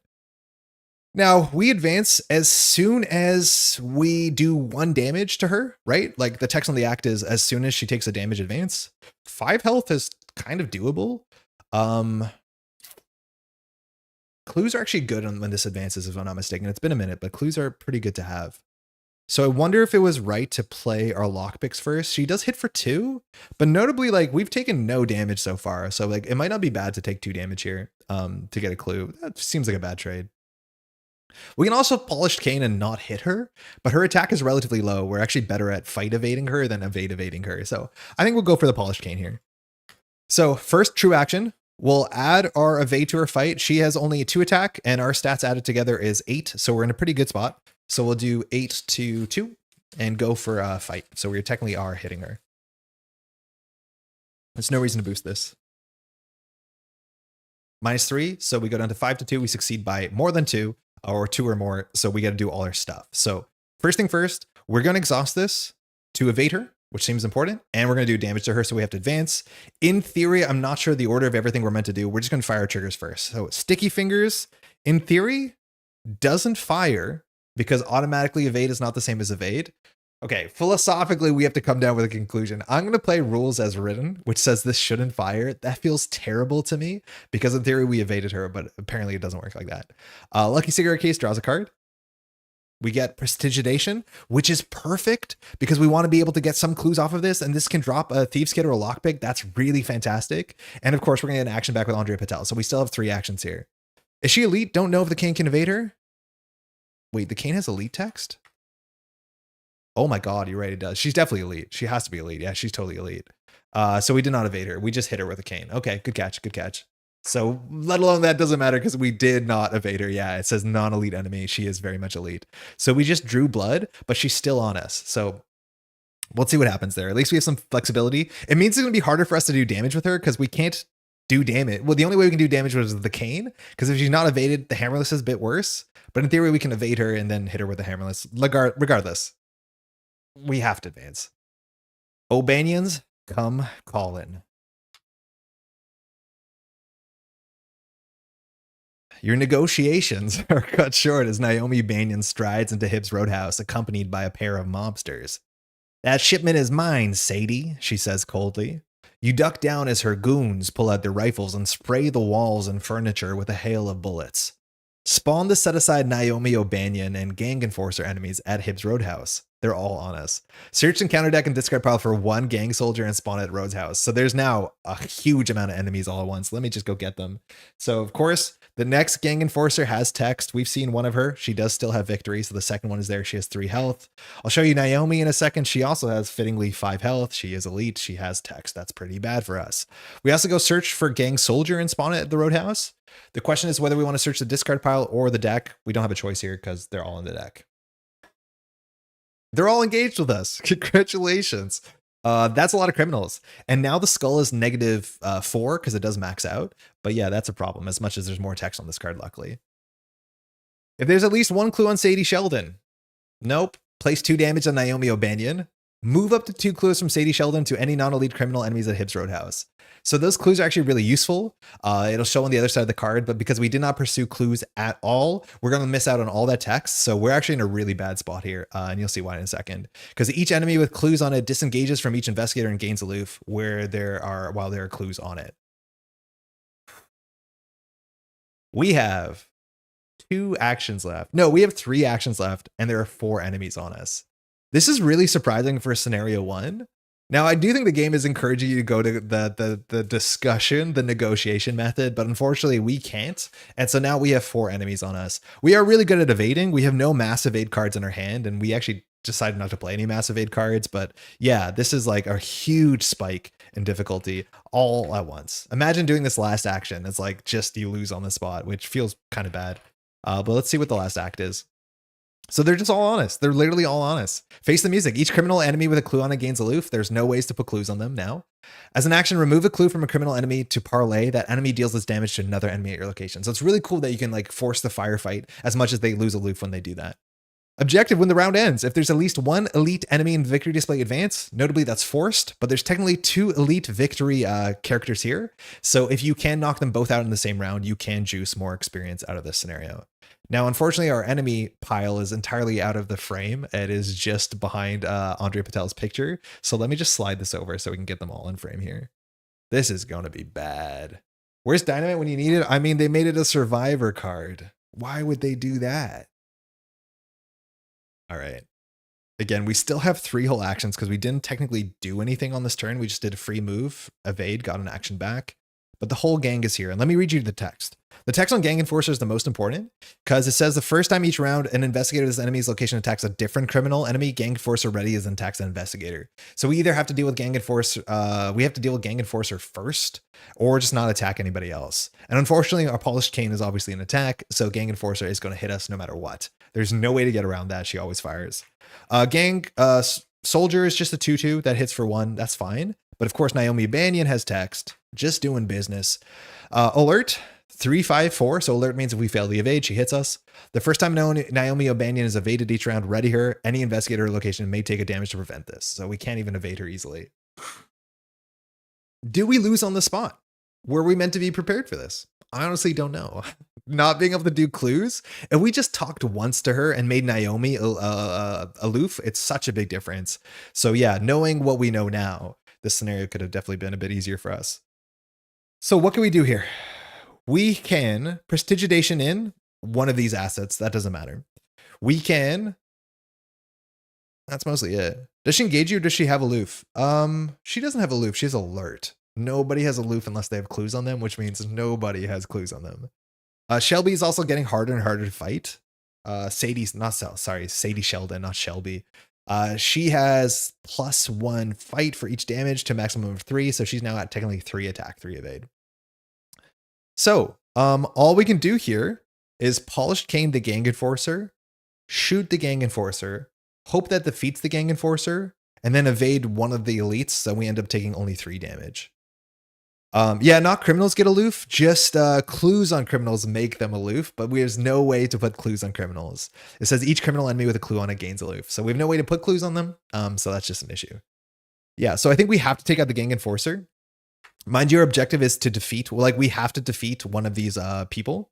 There's no way to put clues on them. Yeah, there's just no way to put clues on them. So we actually have to fight. We here have a bit more extra health with Olivier. We don't want to lose our evade, but we're probably going to take 1, 2, 3 damage this turn, which like, I don't know. It's such a weird power spike in the first scenario, or like difficulty spike to be like, here's 4 enemies, figure it out. Okay. Gang enforcer. We have to start here because she has text. So first of 3 actions, we're going to go use our polished cane, and she's not elite. So polished cane, we're going to use. So we're going to attack, adding our evade. So again, we're at 5 plus 2 plus 1, 6, 7, 8, right? We're at 8. Yeah, we're at 8 to 3. We need to succeed by 2. We don't need to succeed. Yeah, we need to succeed by 2, so the hammerless goes through. So we're 8 to 3. If we pull -3, we're 6 to 3. The problem is the skull at this point is a -4. And if we pull that, we're only 4 to 3. So we should boost at least once. The issue though with the polished cane you have to watch out is that it actually is a fight with her physical. So the only thing we can boost is a physical icon. So the only thing we can use is know the scene or know the line, which I don't know if it's worth it. Know the line is probably our defense into an encounter card. Know the scene is our defense into no, we can use this. We're not going to investigate. Oh, it has 1 victory, but like, what are we going to do? Do we have another copy of the good card? Do we have another right under their noses? We have 1 more right under the noses, and we have 1 more breaking and entering. Actually, we might be able to get the clues, but it's only 3 shrouds. So we'll do the know the scene, unfortunately. So know the scene is +1. So we're at 5, 6, 7, 8, 9. This just plays around the skull. -1. Okay, so obviously we overcommitted, but we do get to do the polished cane thing. The polished cane is going to be exhausted, and we did an attack. So the gang enforcer takes 1 damage and is now exhausted. She has 2 more damage. We have 2 more actions. Next, we're going to use our 1903 hammerless. So we're going to spend an ammo. And we're going to fight. We're going to use our agility. So it's 6 to 3. Again, this is probably a more reasonable one to use our evade against. This one, we can actually boost our evade stat. Sorry, we want to boost this one. So I'm going to throw out the silver tongue and just make it 7 to 3. This plays around the skull, which seems important because there's 3 -4s in the bag now. That's 7 to 3, yeah. Fish face. I don't think that has bad text. It's -3 if you fail. Okay, so we're going to do 2 damage to the gang enforcer using her gun because she's exhausted, and we now have gotten our 2nd victory. Okay, we have 1 more action, which means the best thing we can do is evade one of these. Now, O'Banion, Naomi is really hard to evade. It's not worth it because we basically take a damage to deny 2 damage. I don't know how we're ever going to leave this space. Like, we're just kind of locked into a bloodbath. The best we can do is evade, evade, evade, leave next turn. Especially with Olivier, that might be possible. We'll be okay. But we're going to evade Sadie. So we're just going to evade 6 to 3. Man, we can't keep playing around the skull here, can we? Can't you leave with Olivier? We unfortunately used Olivier to enter, but Olivier doesn't disengage. So we won't take an attack of opportunity, but they all leave with us. Like, very importantly, Olivier doesn't disengage. It just moves. So anything engaged with you comes with you. So you can't just leave. Olivier would be super busted if it was disengaged. Yeah. Let alone we already used him. I guess we'll manual dexterity here. We just need to draw deeper. So 8 to 3 just plays around the skull. 0. We keep drawing those. Sadie cannot leave. Oh, wait. Can they not leave? Sadie cannot move. Okay. The old lady. That makes sense. Can Naomi leave? Oh, they can't move. Oh, thank you. I would have forgot that. Yeah, so we can just leave next turn. That being said, we did get her. So we'll draw a card. We drew a watch this, which like, hey, money's not what we need here, but it's always fun to have one of those. We are on like, what, 11 credits, 9 credits. And that's all we can do. Oh, mind you, Sticky Fingers should have fired. We get another resource. Okay, that's all we got. Unfortunately, it's going to be the enemy phase, and we get hit for 2 and 1, so we'll take 3 damage. I'll put 1 on Olivier. We'll take 2 our face. We're still at a healthy 5 health with Olivier, so we'll pass. All right, she re-engages us, but you're right. We can just move out here after we do some big evades, and we're just going to have to deal with the gang enforcer outside there, the gang soldier. Upkeep, 11. We draw another Prestigitation, which, like, yeah, it's not that great. I wonder if we shouldn't have 2. This card is just straight busted, but we go to 4. Counter card, Dissonance. This is one of the discard from hand ones. Unfortunately, this is going to fire Weight of the World as well, but we haven't been really taking horror in this scenario.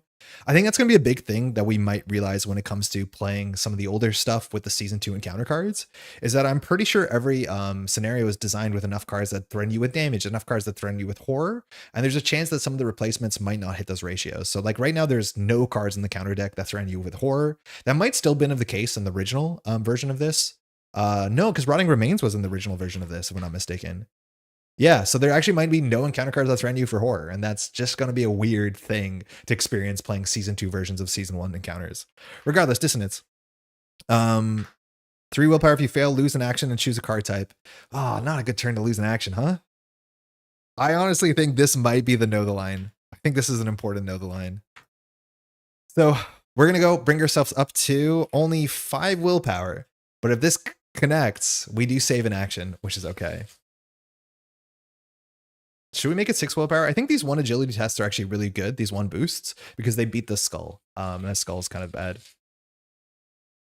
Yeah, 5 to 3, hoping for the best. 0. 0! That's so good, because now we get to fire all our good text. We do Lucky Cigarettes to draw a card.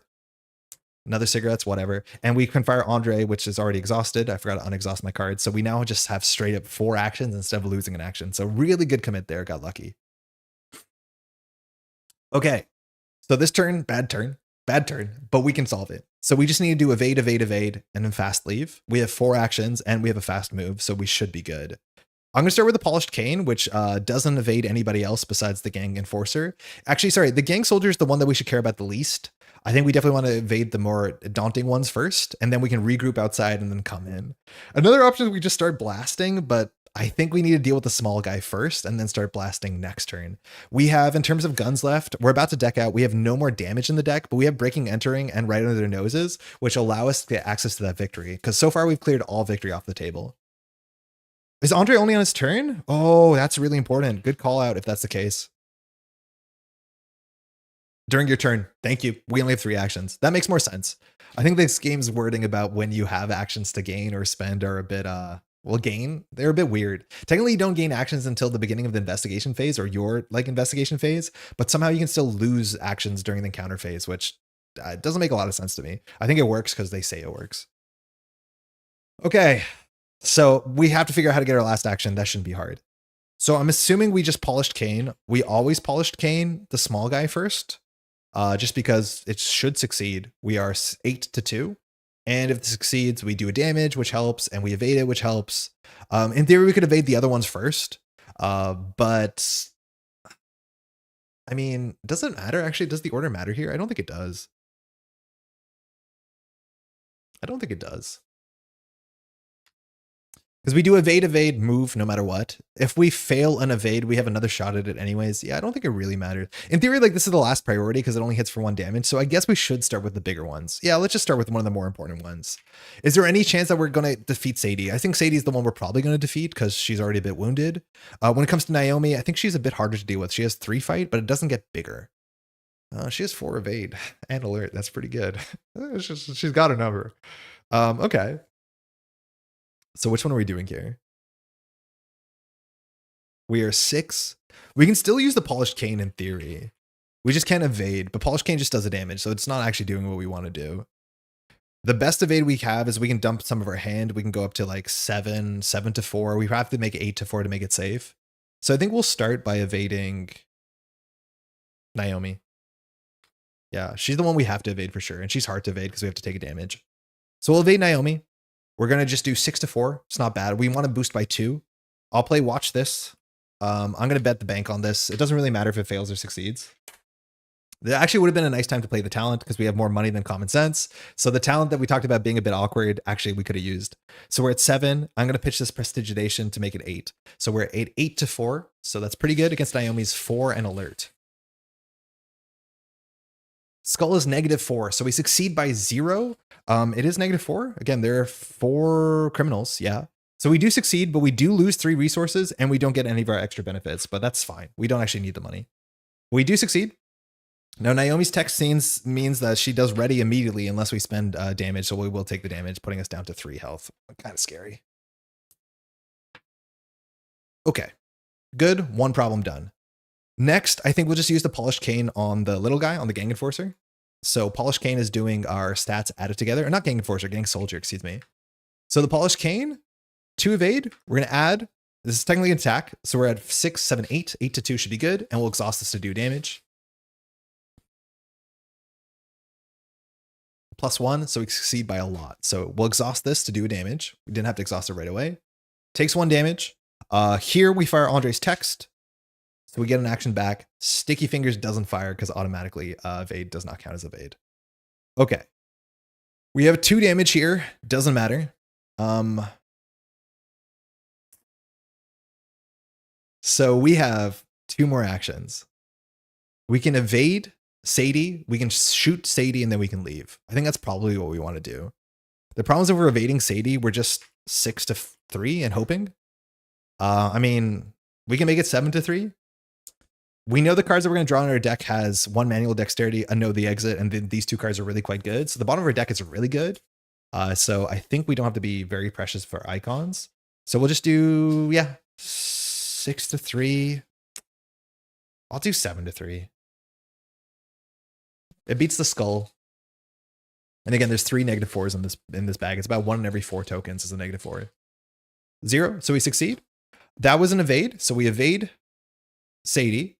Sticky Fingers gets a resource. Okay, we're at 9. We have 1 action left. Well, I'm going to use the 1903 Hammerless because we have to work on her. This allows us to fight with her evasion. This was a good reason to have a Prestigitation because we could have replayed this. Actually, maybe that was necessary because I don't know how we're going to do enough damage to fight her off. I guess we do Polished Cane, and then all we have to do is survive the round, which is kind of cute. So that's what we're going to do. The other option is we could, instead of attacking her, just grab this Gang Enforcer and drag the Gang Enforcer out. In theory, with the Gang Enforcer, we could draw the card that says when you evade, get a clue, but it actually doesn't matter what it is. So I will do the 1903. So we're going to evade, or fight evade, which is 6 to 4? Or is she 3 now? I think she's 3 because she has 1 damage on her. So 6 to 3. Unfortunately, with the 1903, oh no, it actually does use agility. So I'll boost all of you, Bishop. This is important, 7 to 3. Use the event to play Lucky Cigarette Case and return the gun to your hand at the end of the round. I just don't know when we're going to replay the gun. But yeah, Prestigitation actually had some pretty good value there. Like after we use the Lucky Cigarette Case, we reload the gun. That's nice. I think if this succeeds, she's going to be on 2 damage, which can be Cane, and that should get us there. The problem is every time we hit her, she gets harder. So in theory, we should do the small damage up front and then the big damage later. So actually, if that's the case, maybe we shouldn't use the Hammerless. Oh no, we should. And then use the Cane after. The Cane is easier though, because the Cane is a much bigger boost. So we're at 7 to 3 for 2 damage. Oh, we fail. Which means Way of the World shuffles into our deck, which is so bad because our deck is so good. It's not so much the horrors. Losing the card draw is terrible, let alone we lost 2 damage. Like, genuinely going to be hard to defeat her now that we wasted our Prestigitation, because all we have is we have to hit the Cane 4 times in a row. Really bad auto fail. We only have 2 turns to sort this out as well. Yeah, Prestigitation was definitely misused. Oh, that's bad. All right. We'll just use Olive VA Bishop to get out here, and then that's all we have. The whole gang readies. Man, if one of these aloof, it would be so easy, let alone we can use them to fight each other. But we have to do this the hard way in a deck that doesn't have a lot of damage. And I want to say for a deck that doesn't have a lot of damage, we're doing okay. We're doing okay. Card and credit. Don't draw your weakness, buddy. Okay, right under their noses. That's good. Not good enough, but it's good. Because this will get 1 clue. Unfortunately, this is victory with 2 clues, and we so far only have 4 victory. We definitely want to do the most we can. 5 of 7. Arcane Lock. Oh, man, I don't like this card. It's so much less interesting. I like the other one better because it just didn't stop you from playing the game. It stopped you from investigating, and there was 2 ways to deal with it. This, we cannot get rid of it. It just basically means lose 2 actions to enter or leave. I cannot imagine a worse place to draw that. So basically, if we're going in there, we're only going to have 2 actions in there, and 2 actions in there is not enough. This is so bad. That is such a bad Arcane Lock. Again, we're not able to get rid of this thing. It's willpower or book 4. Our book is 3. Our willpower is 2. And otherwise, leaving or entering is an additional action. And it's you must spend. So it's not you lose, which in theory, if you have no actions, you can just like go through it. But no, we actually can't go through it. Oh, that's awful. That's so bad. What do we do here? There's no resign button. Yeah, I think losing prestigiation was really quite bad. One of them we had to boost to 4. Maybe we should have just taken the 75% shots. But yeah, just reloading the gun is the most important thing. Our deck has 4 cards. 1 is a weakness. There's no more damage in our deck. I will shuffle. But our deck has Know the Exit, which is +3 wild. Manual Dexterity is +2. Breaking the Entering is 2 and Evade. Doesn't care about elites. Like, our deck is really good. This was on top, but it's fully random. Oh man, the bottom of our deck is actually really good to solve the problems we have. But if we move into there, we only have 2 actions. We can defeat the Gang Soldier. And then I think we have to evade Sadie and just take 2 from Naomi, because evading her just prevents 1 damage, which is not worth it. In fact, maybe we shouldn't have evaded Naomi last turn anyways and just taken 2 damage instead of 1 and saved an action. But I just don't know how we do enough damage to Sadie. 4 damage.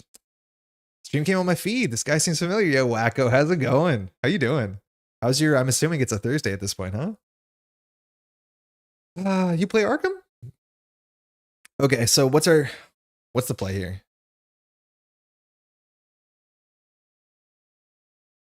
We can move in regularly. Like actually, that's really important. With Olivier, we have more options than we think we can. We can always move in for 2 actions and then move out with Olivier. And if we're moving out with Olivier, all we have to do is defeat the Gang Soldier. So actually, it's not as bad as we think it is. Oh, the problem is like moving out costs an action on top of the Olivier action. So if all we do is move in, Olivier move out, we are basically spending our whole turn to do next to nothing. Like we're losing a lot of actions on moving, but we can get an action back if we knock out the Gang Soldier. And then at that point, it's always safe to move in, do something and move out. The issue is if we keep doing that turn after turn after turn, we won't have enough time to defeat Sadie with the Polished Cane. That's the problem. But we can go in there, Polished Cane Sadie, and then just like get her down to 3 and then leave. And then I think we have to take the attack from the Gang Soldier. I think that's better. You do? Is this the new Chapter 2 Core Midnight Masks equivalent? No, this is a scenario not from Chapter 2 Core. We're playing with only Chapter 2 player cards, but this is technically the first scenario from the Drowned City. But instead of using the encounter cards from Season 1, we're using the encounter cards from Season 2. So you see like Bystanders and Langer and stuff like that if you're familiar. But no, this is actually a campaign, the campaign that just came out before, what's it called, the Season 2 core set. Technically compatible, somewhat, kind of, totally, sort of. Oh, that's bad. Okay, so we move in there, we hit Sadie with a stick, then we fast travel out. The thing is we have to succeed on the hit by a stick by 2. We need to hit the Polished Cane, succeed by 2. If the Polished Cane does not succeed by 2, I don't think we lose the game, but we actually might lose the game. The problem is this is a fight test and our hand has no fight boosts. So we move in there for 2 actions. We hit Sadie with a stick. That is going to be 8-3. We have to succeed by 2. So we can pull the -3, but we can't pull the -4. And if we succeed by 3, we can just use Olivier Bishop to leave. After that happens, we end up here. We have to lose our 4th action to this, and Gang Soldier hits us for 1, which is fine. That is our best possible turn, because it's the only thing that puts us towards an actual victory condition. The issues, we have to end the round to like beat the act after defeating someone, and that's going to be a bit tricky because we have to survive the enemy phase, and like Naomi is a bit of a nightmare. But I think that's the only thing we can do here, if I'm not mistaken. Unfortunately, none of our hand helps.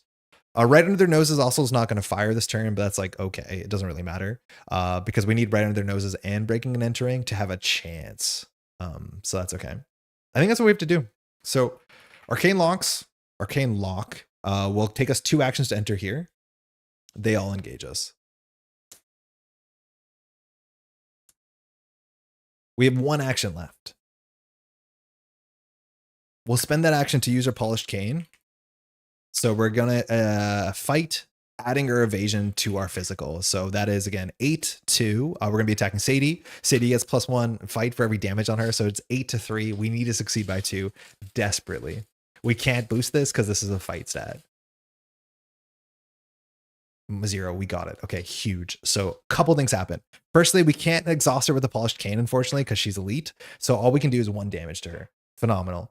We also can Lucky Cigarette Case, and we get an action back, which is super important. So we draw Know the Exit. So that's +3 wild on an attack or an evade, if I'm not mistaken. Yeah, that's great.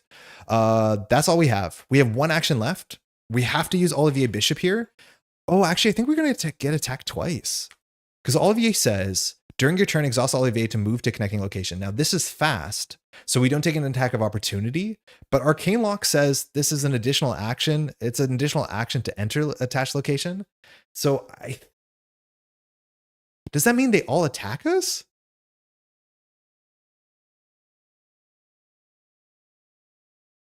Wait, that means they all attack us. Because we actually have to spend an action here, and spending an action will do attack of opportunity. Wait, this plan doesn't work. I thought we could just move in and spend an action, but we're actually spending the action here, which means all three of them will do an attack of opportunity. So this plan does not work, right? Again, an additional cost, like a fast move works. And the reason why this works, while the gang enforcer will follow us, is that these two characters can't leave this location. But because we're actually spending an action here, I think they will all hit us because we're doing an action that's not like parlay, evade, attack, resign. So we have to redo this turn. So what I'm going to do here is we have to get rid of the arcane locks. It was a terrible draw. So this is not in our hand. I think we should have to boost into the arcane locks as much as we can. Yeah, that's the thing. It's like, I don't know if we're taking an action or spending an action. We'd have to look at the rule book. I hate disrupting the flow of the game to look at the rule book. The way that we could deal with the arcane lock is just hope. Like we could do 3 book plus 4, 5, and just dump our whole hand. Like we could do 5 to 3 and hope that's good enough. It's good enough like 60% of the time and just get rid of arcane locks. So you're spending one not, okay, so the ruling is we're not spending like doing an action, we're spending an action as a cost, so that's fine. So I guess we'll do that. The other option was to do this test on the arcane locks. That might have been better, but if that fails, we have no turn this turn. And that's our only test. So we will move back. We'll lose an action to arcane lock. That's it. Enemy phase. These are no longer on us. The gang enforcer is, or sorry, not the gang enforcer, the gang soldier is on us, and it strikes us for 1. So we'll take 1. We'll have to take it to our face. Okay. Upkeep. This was in our hand. Upkeep. I mean, that was the bad card. All the other cards are good. It's Witching Hour. I think our plan was flawed anyways. I think we had to get rid of the arcane locks because it's going to cost us 1 action this turn and 1 action next turn. The best we can do is move down there and then attack her 3 times with the cane and they all have to succeed.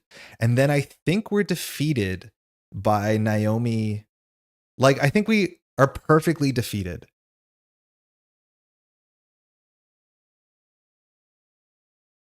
Right? I think we're 1 health short here. We still have an encounter card to draw. But if we fast travel in there, we have 2 actions. We have to hit Sadie with a cane, get an action back. Hit Sadie with a cane, get an action back. Hit Sadie with a cane. But then we still have to survive the enemy round because the act only advances at the end of the round, which means we're going to be attacked for 2 and 1. Unfortunately, we exactly have 2 and 1 health. So the only thing we could do is like fast leave, but we'll have no more actions. This arcane lock cost us the whole game. I think it might have been right to try and clear the arcane lock on the 2 of whatever, and that might have been a better play because technically this won't work. This is still not guaranteed, but yeah, technically this will not work because we're guaranteed to die. Unless we draw a card that does an additional damage, but we don't have any of those in the deck. Yeah, bummer. Okay, now we're in a really bad spot. Now we're guaranteed to die because to survive this round, we have to take 1, 2, 3, 4 damage, and we only have 3 health. Ah, that's so annoying. And now the arcane lock we can't get rid of because we have enemies on us, and we do the arcane lock, we take 2 damage, so it's not worth anything. So the best we can do is knock out Sadie. If we knock out Sadie, we'll get 1 more victory, but we're almost definitely defeated. Yeah, sometimes the only thing you can do is choose what flavor of trauma you take. I would love to take horror trauma here because we have more sanity than anything else, but there's like this scenario does not do horror to you. We've only taken 2 Weight of the World horror. Yeah, again, there's no rotting remains. Not that we would like, not that we'd be happy to see it, but yeah, the encounter decks might be a bit not balanced. Is there anything in our deck that does it? We have a clue and we have this. So technically, if we get lucky off the 50-50, we can get a victory off Hibbs Roadhouse. But if we decide to do that, we're not going to be able to knock out Sadie.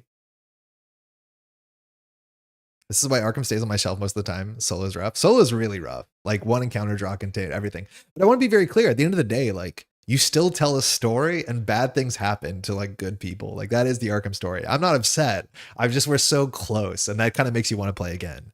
And play maybe slightly better. I think we had to knock out the locks last turn. I don't think it was an option because we knew we were gonna have to fight it at least or interact with it like 3 times before the end of the game. Okay, so just make sure we're on the same page. We fast move in Olivier. We have 2 actions. We can do Kane to Sadie, succeed by 2, Kate on Sadie, Kate on Sadie. The problem is like eventually Sadie will be at 6 fight. If we whiff one of those, we're cooked. The issue with right under the noses is right under noses only works on an investigate. So that's good. I do think knocking out Sadie might matter for the victory, for like the conclusion, but we're going to lose the victory on this. I think that's our best odds. It's maybe not perfect. We're going to have to succeed 8 on 5. One of them is going to be an 8 on 5. I think it's possible. Polished Cane is a fight though, right?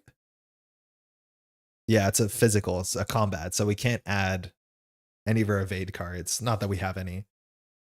Okay, I think that's the only thing we can do. If we could get lucky on the 50-50 with Lucky Cigarette Case, if that shows up, we can decide to pivot right then and there. That's a possibility, but we'll find out. It's a 50-50. So first action will be spent on Arcane Locks when we Olivier Bishop into here. All of these enemies are on us. I'm not going to move them because there's no reason to do that. Second action, we're going to use Polished Cane and we're going to attack Sadie with it. We're going to fight. So again, we're adding our stats together. So it's 6 evade. Mind you, Olivier Bishop is so good. Plus 2 fights, so we're 8. And we're doing it against Sadie. Sadie currently has 2 damage. So she's at 4 attack. So we're doing 8 to 4, which is still really quite good. We want to succeed by 2, but I need to keep the know the exit for later. We can always succeed by 2 on the next one. -2, we succeed by 2. So good things happen. We do 1 damage to Sadie. She gets stronger. We can draw a card with Cigarette Case, 50-50. We got the 50-50 so we could pivot to clues if we wanted to. We get an action back with André Patel. So we've spent 1, 2, we have 2 more. Okay, so we still have the Cane line, if I'm not mistaken. This doesn't evade her because she's not elite, but we can attack her twice more with the Cane. Cane is really good. Man, Cane is a good card. So this is 8 to now she's at 5. She will never get worse than 5, but we have to succeed 2 8 to 5s. Again, this uses fight, so the only thing we can commit is know the exit. The next card is a manual dexterity in our deck. Drawing it is useless, not that we can draw it. We have to do 2 8 to 5s in a row. One of them will be a bit bigger. Now, if we investigate, we can do right under their nose into break and entering, but I think we want to defeat one of the gang lords. I think that'd be way cooler, so I'm going to go for the Polished Cane victory. So we'll attack one more time. Does she have retaliate? Oh, wait. She has retaliate. This whole time, I don't think I realized she has retaliate. Did we ever biff it on Sadie? I think we did biff it on Sadie, but she was exhausted, so it was fine. Yeah, we biffed a 1903 into her, which would have been such a big difference. We autofilled the 1903, which would have knocked her out. Oh my god, if we didn't autofill the 1903, we might have been able to get something good here, but the autofill did cost it because we lost 2 damage to her. Now, she was exhausted, so retaliate wouldn't happen, but I think we have to go for it, right? 5, 6, 7, 8. We'll do the Cane. 8, 2, 5. Is there a point boosting the first one versus the second one? No, we have to succeed both of them. And unfortunately, the Polished Cane wants fight icons, and we don't have those, besides know the exit. -3. Fish face is -3. I think we're okay. So -3. If you fail, okay, so she's on 1 health. Last action of our investigator phase of this scenario, we're going to attack again. 5, 6, 7, 8. We'll do know the exit, which is so perfect to do this as your last action. 11 to 3. Me learning retaliate doesn't fire when exhausted, and now alert is the same. Alert used to not care, but in season 2, alert also doesn't work when exhausted. 11 to 3. -2. We have defeated Sadie Sheldon. Now, unfortunately, Sadie Sheldon gives us 1 victory. Unfortunately, the act very clearly specifies that you only advance at the end of the round, when the round ends. It just gives you an ability to knock out both gang leaders, but that is pretty good for what we've done here. Unfortunately, the enemy phase, we're going to be attacked for 1, 2, 3, 4, so we'll be defeated. Technically, we're only defeated by 1 extra because we'll put 1 on Olivier, and then we take 3. That's still 1 too many. We're down to -1. Yeah, I guess that does show negatives. We're defeated. That's it. We don't get a resolution because we didn't hit a resolution here. We were so close. We just needed to have 2 more health. I think we could have done something with prestidigitation. I think we maybe got some bad autofail pulls there, but we were almost within the ballpark to defeat her and get the victory off that. But I don't feel bad about victory. In terms of victory, we got 3, 4, 5, and we translated the thing, which probably will matter. So not too bad. Are the other people in Victory non-elite? The gang enforcers are non-elite, but does that matter? These are non-elite. She's elite.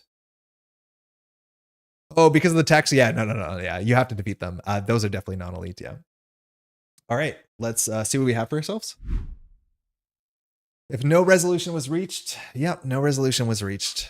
You drag yourself, battered and bruised, back to Tillinghast Esoterica and lean heavily on the shop door.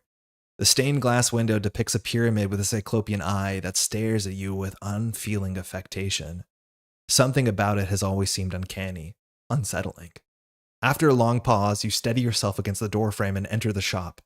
Inside, you find Ruby and Andy gathered around Randall's desk, appraising a small green figurine. Randall leans forward in his chair and peers at you and the others over steepled fingers. Better late than never, I suppose.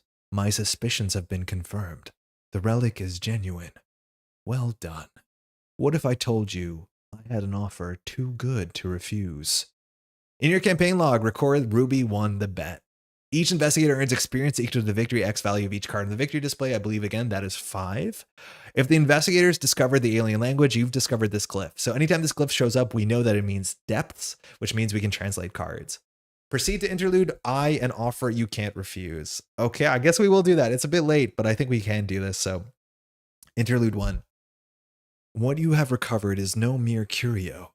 It was bought at great expense from a dealer in Egypt who inherited it from a relative who bought it in Peking. You know how it goes. Randall smirks as you admire the ancient artifact. It is a vaguely humanoid figure sitting in a stooped position with heavy octopoid head and squid-like features. There's something malevolent in its expression, something unwholesome in the very way it was sculpted. You find it difficult to look away. If the investigator has agency, detective, or criminal trait, we are performer. That's it. This is a singular relic of prehistoric, dare I say, pre-human origins. Randall's voice breaks the spell. The rest of the eccentric antiquarian story boggles the mind.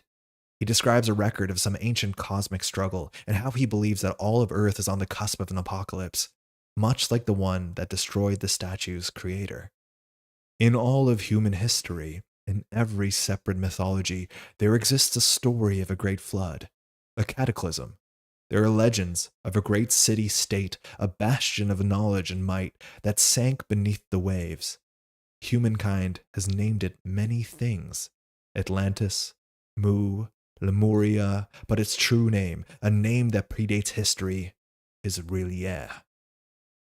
Through much painstaking research and the assistance of a mad sailor named Gustav, I have pinpointed the relative coordinates of the ancient city. A stretch of ocean in the South Pacific, where many sailing vessels have shipwrecked or disappeared with no explanation. Which brings me to my offer. I need someone bold and resourceful to lead an expedition to the ancient city.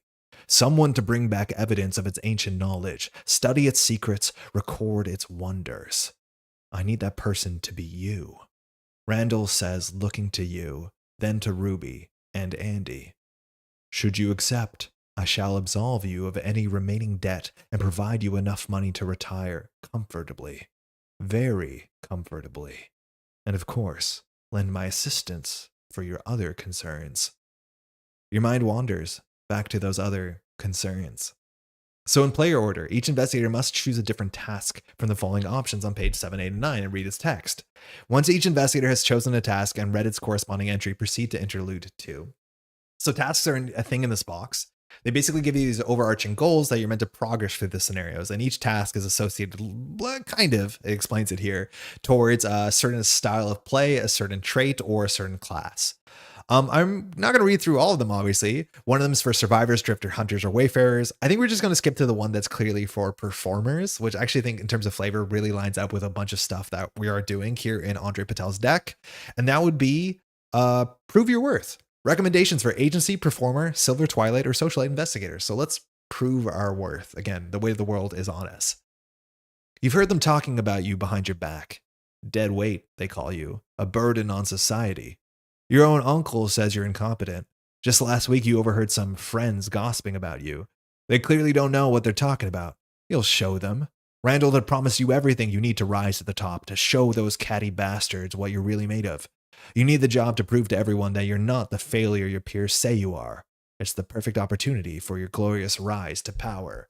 So we are now just an insecure actor who is going on this ridiculous travel to prove that they are worth something. Hopefully this is method acting.